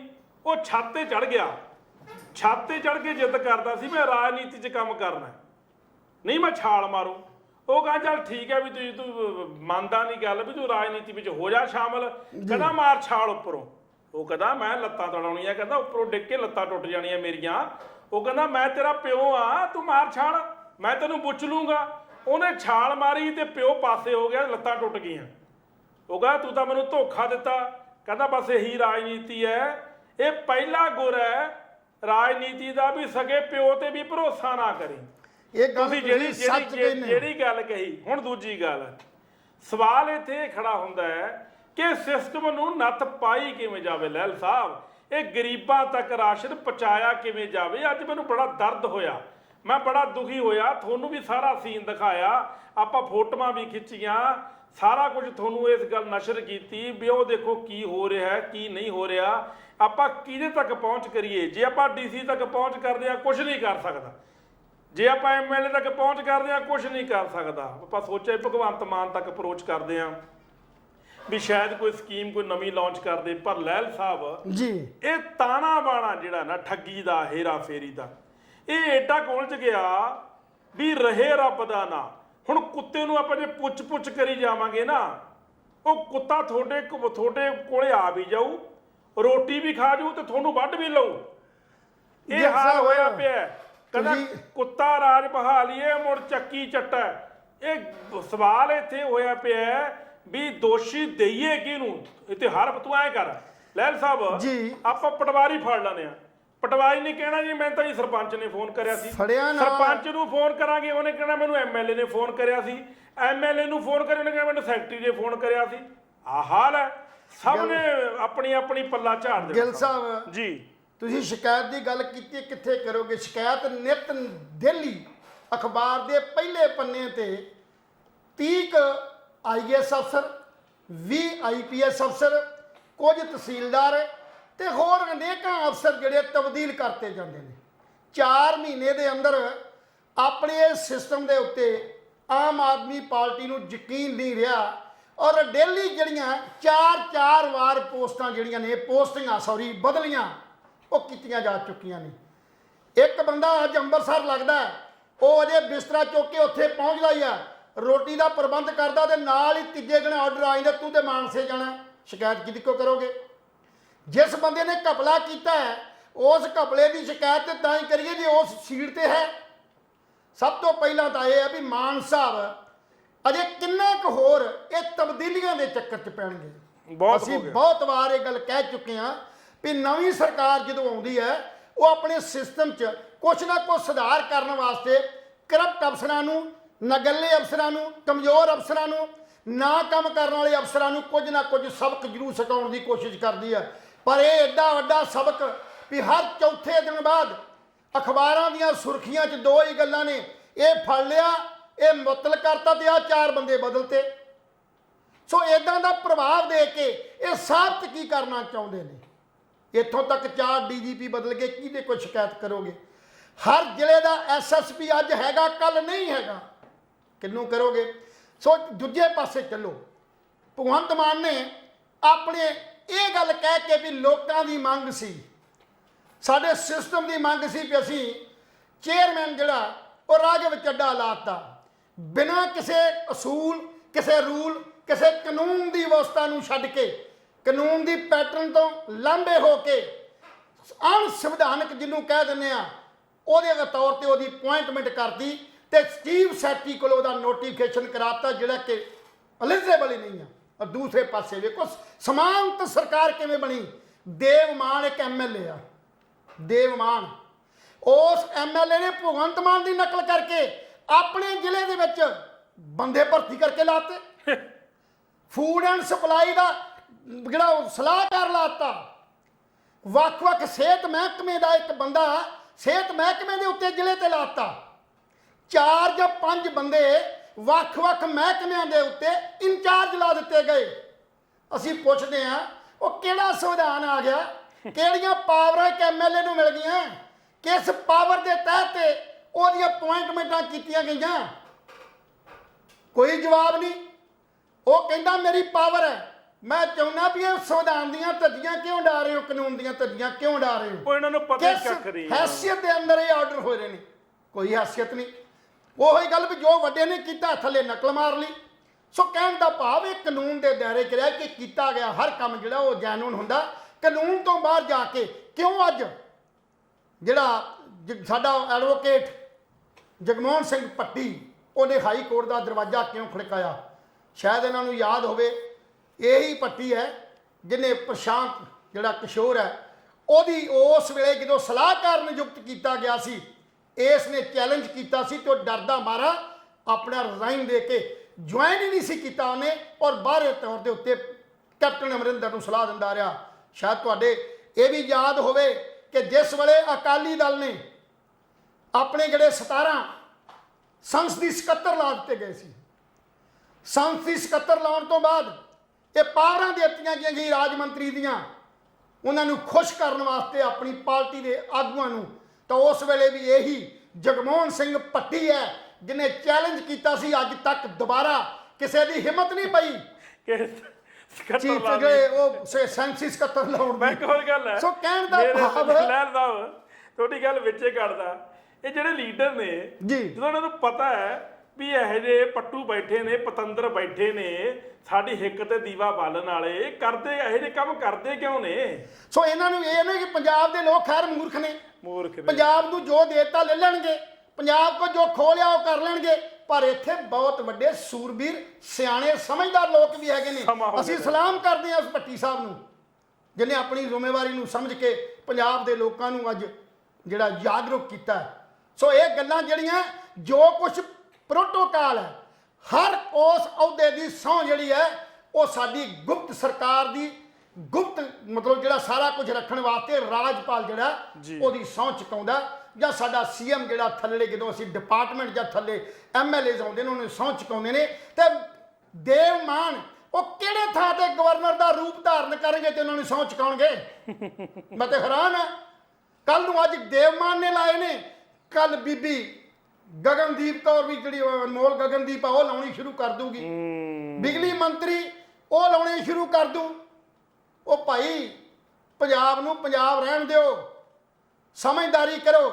ਉਹ ਕੱਲ ਕਿਸੇ ਨੇ ਪਾਇਆ ਸੀ ਵੀ ਤੁਸੀਂ ਕਾਨੂੰਨ ਦੀ ਗੱਲ ਕਰਦੇ ਹੋ, ਤੁਹਾਡੇ ਮੰਤਰੀਆਂ 'ਚ 7 ਮੰਤਰੀ ਤੇ ਇਹੋ ਜਿਹੇ ਨੇ ਜਿਹੜੇ ਗ੍ਰੈਜੂਏਟ ਵੀ ਨਹੀਂ ਹੈ, ਤੇ ਉਹ ਕੀ ਪੰਜਾਬ ਨੂੰ ਚਲਾਉਣਗੇ? ਸ਼ੁਕਰੀਆ ਲਾਲ ਸਾਹਿਬ, ਸਮਾਂ ਸੋ ਇਸ ਕਰਕੇ ਮੈਂ 2 ਗੱਲਾਂ ਹੋਰ ਕਰਨੀਆਂ। ਇੱਕ ਤੇ ਅੱਜ ਦੇ ਗੱਲ ਸੀ ਸਾਡਾ ਅਦਾਰਾ ਜਾਂ ਮੈਨੂੰ ਬਹੁਤ ਮਤਲਬ ਮੈਂ ਨਿੰਦਿਆ ਵੀ ਕਰਦਾ ਰਤਨਮਨਜੀਤ ਸਿੰਘ ਜਿਹੜੇ ਅੱਜ ਤੋਂ 20 ਸਾਲ ਪਹਿਲਾਂ ਕਨਿਸ਼ਕ ਬੰਬ ਕਾਂਡ ਦੇ ਅੰਦਰ ਜਿਨ੍ਹਾਂ ਦਾ ਨਾਂ ਆਉਂਦਾ ਸੀ ਤੇ ਜਿਨ੍ਹਾਂ ਨੂੰ ਬਰੀ ਕਰ ਦਿੱਤਾ ਗਿਆ ਸੀ, ਕੱਲ ਦਿਨ ਦਿਹਾੜੇ ਕੈਨੇਡਾ ਦੇ ਅੰਦਰ ਉਹਨਾਂ ਨੂੰ ਗੋਲੀਆਂ ਮਾਰ ਕੇ ਮਾਰ ਦਿੱਤਾ ਗਿਆ ਸ਼ਰੀ ਸ਼ਹਿਰ ਦੇ ਵਿੱਚ, ਜਿਨ੍ਹਾਂ ਨੇ ਸਿੱਖ ਕੌਮ ਦੀ ਨੁਮਾਇੰਦਗੀ ਕੀਤੀ ਹੈ। ਅੱਜ ਵੀ ਸ਼ਰੀ ਸ਼ਹਿਰ ਦੇ ਅੰਦਰ ਉਹਨਾਂ ਨੇ ਆਪਣੀ ਖਾਲਸਾ ਸਕੂਲ, ਖਾਲਸਾ ਦੇ ਨਾਂ ਦੇ ਉੱਤੇ, ਸਿੱਖ ਕੌਮ ਦੇ ਨਾਂ ਦੇ ਉੱਤੇ ਲੋਕਾਂ ਦੇ ਬਹੁਤ ਵੱਡੇ ਨੁਮਾਇੰਦੇ ਬਣ ਕੇ ਲੋਕਾਂ ਦੀ ਸੇਵਾ ਕੀਤੀ ਹੈ, ਜਿਨ੍ਹਾਂ ਨੇ ਇਹ ਗੱਲ ਸ਼੍ਰੋਮਣੀ ਕਮੇਟੀ ਨੂੰ ਵੀ ਸਲਾਹ ਦਿੱਤੀ ਸੀ ਵੀ ਜਿਹੜੇ ਤੁਸੀਂ ਗੁਰੂ ਗ੍ਰੰਥ ਸਾਹਿਬ ਦੇ ਸਰੂਪ ਇਹਨਾਂ ਜਹਾਜ਼ਾਂ ਦੇ ਰਾਹੀਂ ਜਾਂ ਹੋਰਨਾਂ ਰਾਹਾਂ ਦੇ ਰਾਹੀਂ ਭੇਜਦੇ ਹੋ, ਇਹਨਾਂ ਦੀ ਤੋਹੀਨ ਹੁੰਦੀ ਹੈ। ਤਾਂ ਇਹਦੀ ਮੇਰੀ ਸਲਾਹ ਇਹ ਹੈ ਕਿ ਕਿਉਂ ਨਾ ਉਹਨਾਂ ਦੇਸ਼ਾਂ ਦੇ ਅੰਦਰ ਜਿਹੜੀਆਂ ਮਸ਼ੀਨਾਂ ਖਰੀਦ ਕੇ ਉੱਥੇ ਗੁਰੂ ਗ੍ਰੰਥ ਸਾਹਿਬ ਦੀ ਪ੍ਰਕਾਸ਼ਨਾ ਜਿਹੜੀ ਹੈ ਉੱਥੇ ਕਰਵਾ ਦੇਣੀ ਚਾਹੀਦੀ ਹੈ। ਇਹ ਵੱਖਰੀ ਗੱਲ ਹੈ ਕਿ ਸ਼੍ਰੋਮਣੀ ਪ੍ਰਬੰਧਕ ਕਮੇਟੀ ਨੇ ਉਹਦੀ ਸਲਾਹ ਨੂੰ ਨਹੀਂ ਸੀ ਮੰਨਿਆ, ਮਸ਼ੀਨਾਂ ਚੁਕਾ ਲਈਆਂ ਗਈਆਂ ਸੀ, ਪਰ ਕਿਤੇ ਨਾ ਕਿਤੇ ਉਹ ਸਿੱਖ ਕੌਮ ਦੀ ਜਿਹੜੀ ਆ ਆਵਾਜ਼ ਬੁਲੰਦ ਕਰਦੇ ਰਹੇ ਨੇ। ਤੇ ਅੱਜ ਉਹਨਾਂ ਦੇ ਕਈ ਕਾਰਨ ਬਣੇ ਹੋਣਗੇ। ਇਹਨਾਂ ਕਾਰਨਾਂ ਦੀ ਜਿਹੜੀ ਹੈ ਉਹ ਪਹਿਚਾਣ ਜਿਹੜੀ ਹੈ ਕੈਨੇਡਾ ਗਵਰਨਮੈਂਟ ਨੂੰ ਸਾਡੀ ਇੱਕ ਬੇਨਤੀ ਹੈ ਵੀ ਕੈਨੇਡਾ ਗਵਰਨਮੈਂਟ ਇਹੋ ਜਿਹੇ ਮਹਾਨ ਵਿਅਕਤੀ, ਇਹੋ ਜਿਹੇ ਸੂਰਬੀਰ, ਇਹੋ ਜਿਹੇ ਬੰਦੇ ਜਿਹੜੇ ਵਾਕਈ ਇਨਸਾਨੀਅਤ ਦੀ ਸੇਵਾ ਕਰਦੇ ਹੋਣ, ਉਹਨਾਂ ਦਾ ਕਤਲ ਜਿਹੜਾ ਉਹ ਇੱਕ ਮੱਥੇ ਤੇ ਕਲੰਕ ਹੋ ਜਾਂਦਾ। ਇਹਦੀ ਇਨਵੈਸਟੀਗੇਸ਼ਨ ਕਰਾਉਣੀ ਜ਼ਰੂਰੀ ਬਣਦੀ ਹੈ, ਔਰ ਨਾਲ ਨਾਲ ਭਾਰਤ ਦੀ ਸਰਕਾਰ ਜਿਹੜੀ ਹੈ ਇਹ ਦਖਲ ਦੇ ਕੇ ਇਹਦਾ ਜਿਹੜਾ ਇਨਸਾਫ ਹੈ ਉਸ ਪਰਿਵਾਰ ਨੂੰ ਤੇ ਸਿੱਖ ਕੌਮ ਨੂੰ ਮਿਲਣਾ ਚਾਹੀਦਾ ਹੈ। ਔਰ ਨਾਲ ਹੀ ਅੱਜ ਬੜੇ ਦੁੱਖ ਦੀ ਗੱਲ ਹੋਰ ਵੀ ਹੈ ਕਿ ਸ਼੍ਰੋਮਣੀ ਅਕਾਲੀ ਦਲ ਦੇ ਸੀਨੀਅਰ ਤੇ ਜਿਹੜੇ ਆਗੂ ਕੈਬਨਿਟ ਮੰਤਰੀ ਤੇ ਸਪੀਕਰ ਰਹੇ ਨੇ ਨਿਰਮਲ ਸਿੰਘ ਕਾਹਲੋਂ, ਅੱਜ ਉਹਨਾਂ ਦਾ ਵੀ ਦੇਹਾਂਤ ਹੋ ਗਿਆ। ਔਰ ਸਾਰਾ ਜਿਹੜੇ ਸਿੱਖ ਕੌਮ ਜਾਂ ਸਾਰੇ ਜਿਹੜੇ ਨੇ ਸਾਡਾ ਅਸੀਂ ਵੀ ਇਸ ਦੁੱਖ 'ਚ ਉਹਨਾਂ ਦੇ ਸ਼ਰੀਕ ਹੈ। ਬਿਲਕੁਲ ਕੱਲ ਉਹਨਾਂ ਨੂੰ ਐਤਵਾਰ ਨੂੰ ਉਹਨਾਂ ਦਾ ਸੰਸਕਾਰ। ਪਰ ਇੱਕ ਜਿਹੜੀ ਗੱਲ ਮੈਂ ਹੋਰ ਕਰਨੀ ਚਾਹਾਂਗਾ ਉਹ ਮੈਂ ਕਰਨੀ ਚਾਹਾਂਗਾ ਸਿਮਰਨਜੀਤ ਮਾਨ ਦੀ। ਸਿਮਰਨਜੀਤ ਸਿੰਘ ਮਾਨ ਜਿਹੜੇ ਕਿ ਹੁਣੀ ਸੰਗਰੂਰ ਤੋਂ ਮੈਂਬਰ ਪਾਰਲੀਮੈਂਟ ਜਿੱਤ ਕੇ ਗਏ ਨੇ। ਕਈ ਵਾਰ ਇਹ ਬਜ਼ੁਰਗ ਹੁਣ ਤੱਕ ਖਾਲਿਸਤਾਨ ਪੱਖੀ ਗੱਲ ਕਰਦੇ ਰਹੇ ਨੇ, ਹਮਾਇਤ ਕਰਦੇ ਰਹੇ ਨੇ ਔਰ ਨਾਲ ਜਿਹੜੀ ਹੈਗੀ ਹੈ ਪਾਰਲੀਮੈਂਟ ਕਿ ਸਹੁੰ ਖਾਣ ਦੀ ਵੀ ਗੱਲ ਕਰਦੇ ਰਹੇ ਨੇ। ਜਦੋਂ ਉਹ ਸਹੁੰ ਖਾਣ ਜਾਣਗੇ ਤੇ ਇਹਦਾ ਮਤਲਬ ਵੀ ਭਾਰਤ ਦੀ ਅਖੰਡਤਾ ਤੇ ਭਾਰਤ ਦੇ ਸੰਵਿਧਾਨ ਨੂੰ ਮੰਨ ਕੇ ਖਾਣਗੇ। ਉਸ ਵੇਲੇ ਕਿਰਪਾਨ ਦਾ ਇਸ਼ੂ ਵੀ ਰੱਖਣ ਦੀ ਕੋਸ਼ਿਸ਼ ਕਰਨਗੇ। ਪਰ ਉਹਨਾਂ ਦੇ ਵੱਲੋਂ ਸ਼ਹੀਦ ਆਜ਼ਮ ਸ਼ਹੀਦ ਭਗਤ ਸਿੰਘ ਦੇ ਖਿਲਾਫ ਕੁਝ ਟਿੱਪਣੀਆਂ ਕਰਨੀਆਂ, ਅੱਤਵਾਦੀ ਕਹਿਣਾ, ਇਹ ਸਭ ਤੋਂ ਮੰਦੀ ਇਹ ਗੱਲ ਹੈ। ਅਸੀਂ ਅੱਜ ਤੋਂ 15 ਦਿਨ ਪਹਿਲਾਂ ਜਿਸ ਦਿਨ ਸਭ ਤੋਂ ਪਹਿਲਾਂ ਸਿਮਰਨਜੀਤ ਮਾਨ ਨੇ ਬਿਆਨ ਦਿੱਤਾ ਸੀ ਵੀ ਭਗਵਤ ਜਿਹੜਾ ਸ਼ਹੀਦ ਆਜ਼ਮ ਸ਼ਹੀਦ ਭਗਤ ਸਿੰਘ ਤੁਸੀਂ ਇਨਕਲਾਬੀ ਕਹਿੰਦੇ ਹੋ, ਇਨਕਲਾਬੀ ਕਿਵੇਂ ਹੋਇਆ? ਉਹਨੇ ਸਾਂਡਰਸ ਨੂੰ ਗੋਲੀਆਂ ਮਾਰੀਆਂ ਸੀ, ਇੱਕ ਚੰਨਣ ਸਿੰਘ ਨੂੰ ਜਿਹੜੇ ਕਿ ਸਿਪਾਹੀ ਸੀ, ਪੁਲਿਸ ਦੇ ਵਿੱਚ ਕੰਮ ਕਰਦੇ ਸੀ, ਉਹਨਾਂ ਨੂੰ ਗੋਲੀਆਂ ਮਾਰੀਆਂ। ਅਸੀਂ ਇੱਕ ਸਵਾਲ ਪੁੱਛਦੇ ਹਾਂ ਕਿ ਸ਼ਾਇਦ ਤੁਹਾਨੂੰ ਯਾਦ ਹੋਵੇ ਤੁਹਾਡੇ ਦਾਦੇ ਰੂੜ ਸਿੰਘ ਨੇ ਜਿਸ ਵੇਲੇ ਜੱਲਿਆਂਵਾਲੇ ਬਾਗ ਦੇ ਉੱਤੇ ਅਟੈਕ ਹੋਇਆ ਸੀ, ਲੱਖਾਂ ਲੋਕ ਮੌਤ ਦੇ ਮੂੰਹ ਚਲੇ ਗਏ ਸੀ ਤੇ ਉਹਨੂੰ ਦਰਬਾਰ ਸਾਹਿਬ ਤੋਂ ਅਕਾਲ ਤਖਤ ਤੋਂ ਸਰੋਪਾ ਦੇਣ ਵਾਲੇ ਵੀ ਤੁਹਾਡੇ ਦਾਦਾ ਜੀ ਸੀ। ਉਸ ਕੌਮ ਜਾਂ ਉਹਨਾਂ ਦੀਆਂ ਇਹੋ ਜਿਹੀਆਂ ਕੀਤੀਆਂ ਗੱਲਾਂ ਤੁਸੀਂ ਇਨਕਲਾਬੀ ਕਹੋਗੇ? ਸ਼ਹੀਦ ਆਜ਼ਮ ਸ਼ਹੀਦ ਭਗਤ ਸਿੰਘ ਨੇ ਜੇ ਸਾਂਡਰਸ ਨੂੰ ਮਾਰਿਆ ਸੀ ਤੇ ਉਹਦਾ ਪਿਛੋਕੜ ਵੀ ਪਤਾ ਹੋਣਾ ਚਾਹੀਦਾ ਵੀ ਕਿਵੇਂ ਸਾਈਮਨ ਕਮਿਸ਼ਨ ਨੇ ਜਦੋਂ ਇੰਡੀਆ ਆਇਆ ਸੀ ਤਾਂ ਉਹਨੇ ਲਾਲਾ ਲਾਜਪਤ ਰਾਏ ਨੂੰ ਨਹੱਥੇ ਨੂੰ ਜਿਹੜੀਆਂ ਡਾਂਗਾ ਮਾਰ ਕੇ ਸ਼ਹੀਦ ਕਰ ਦਿੱਤਾ ਗਿਆ ਸੀ।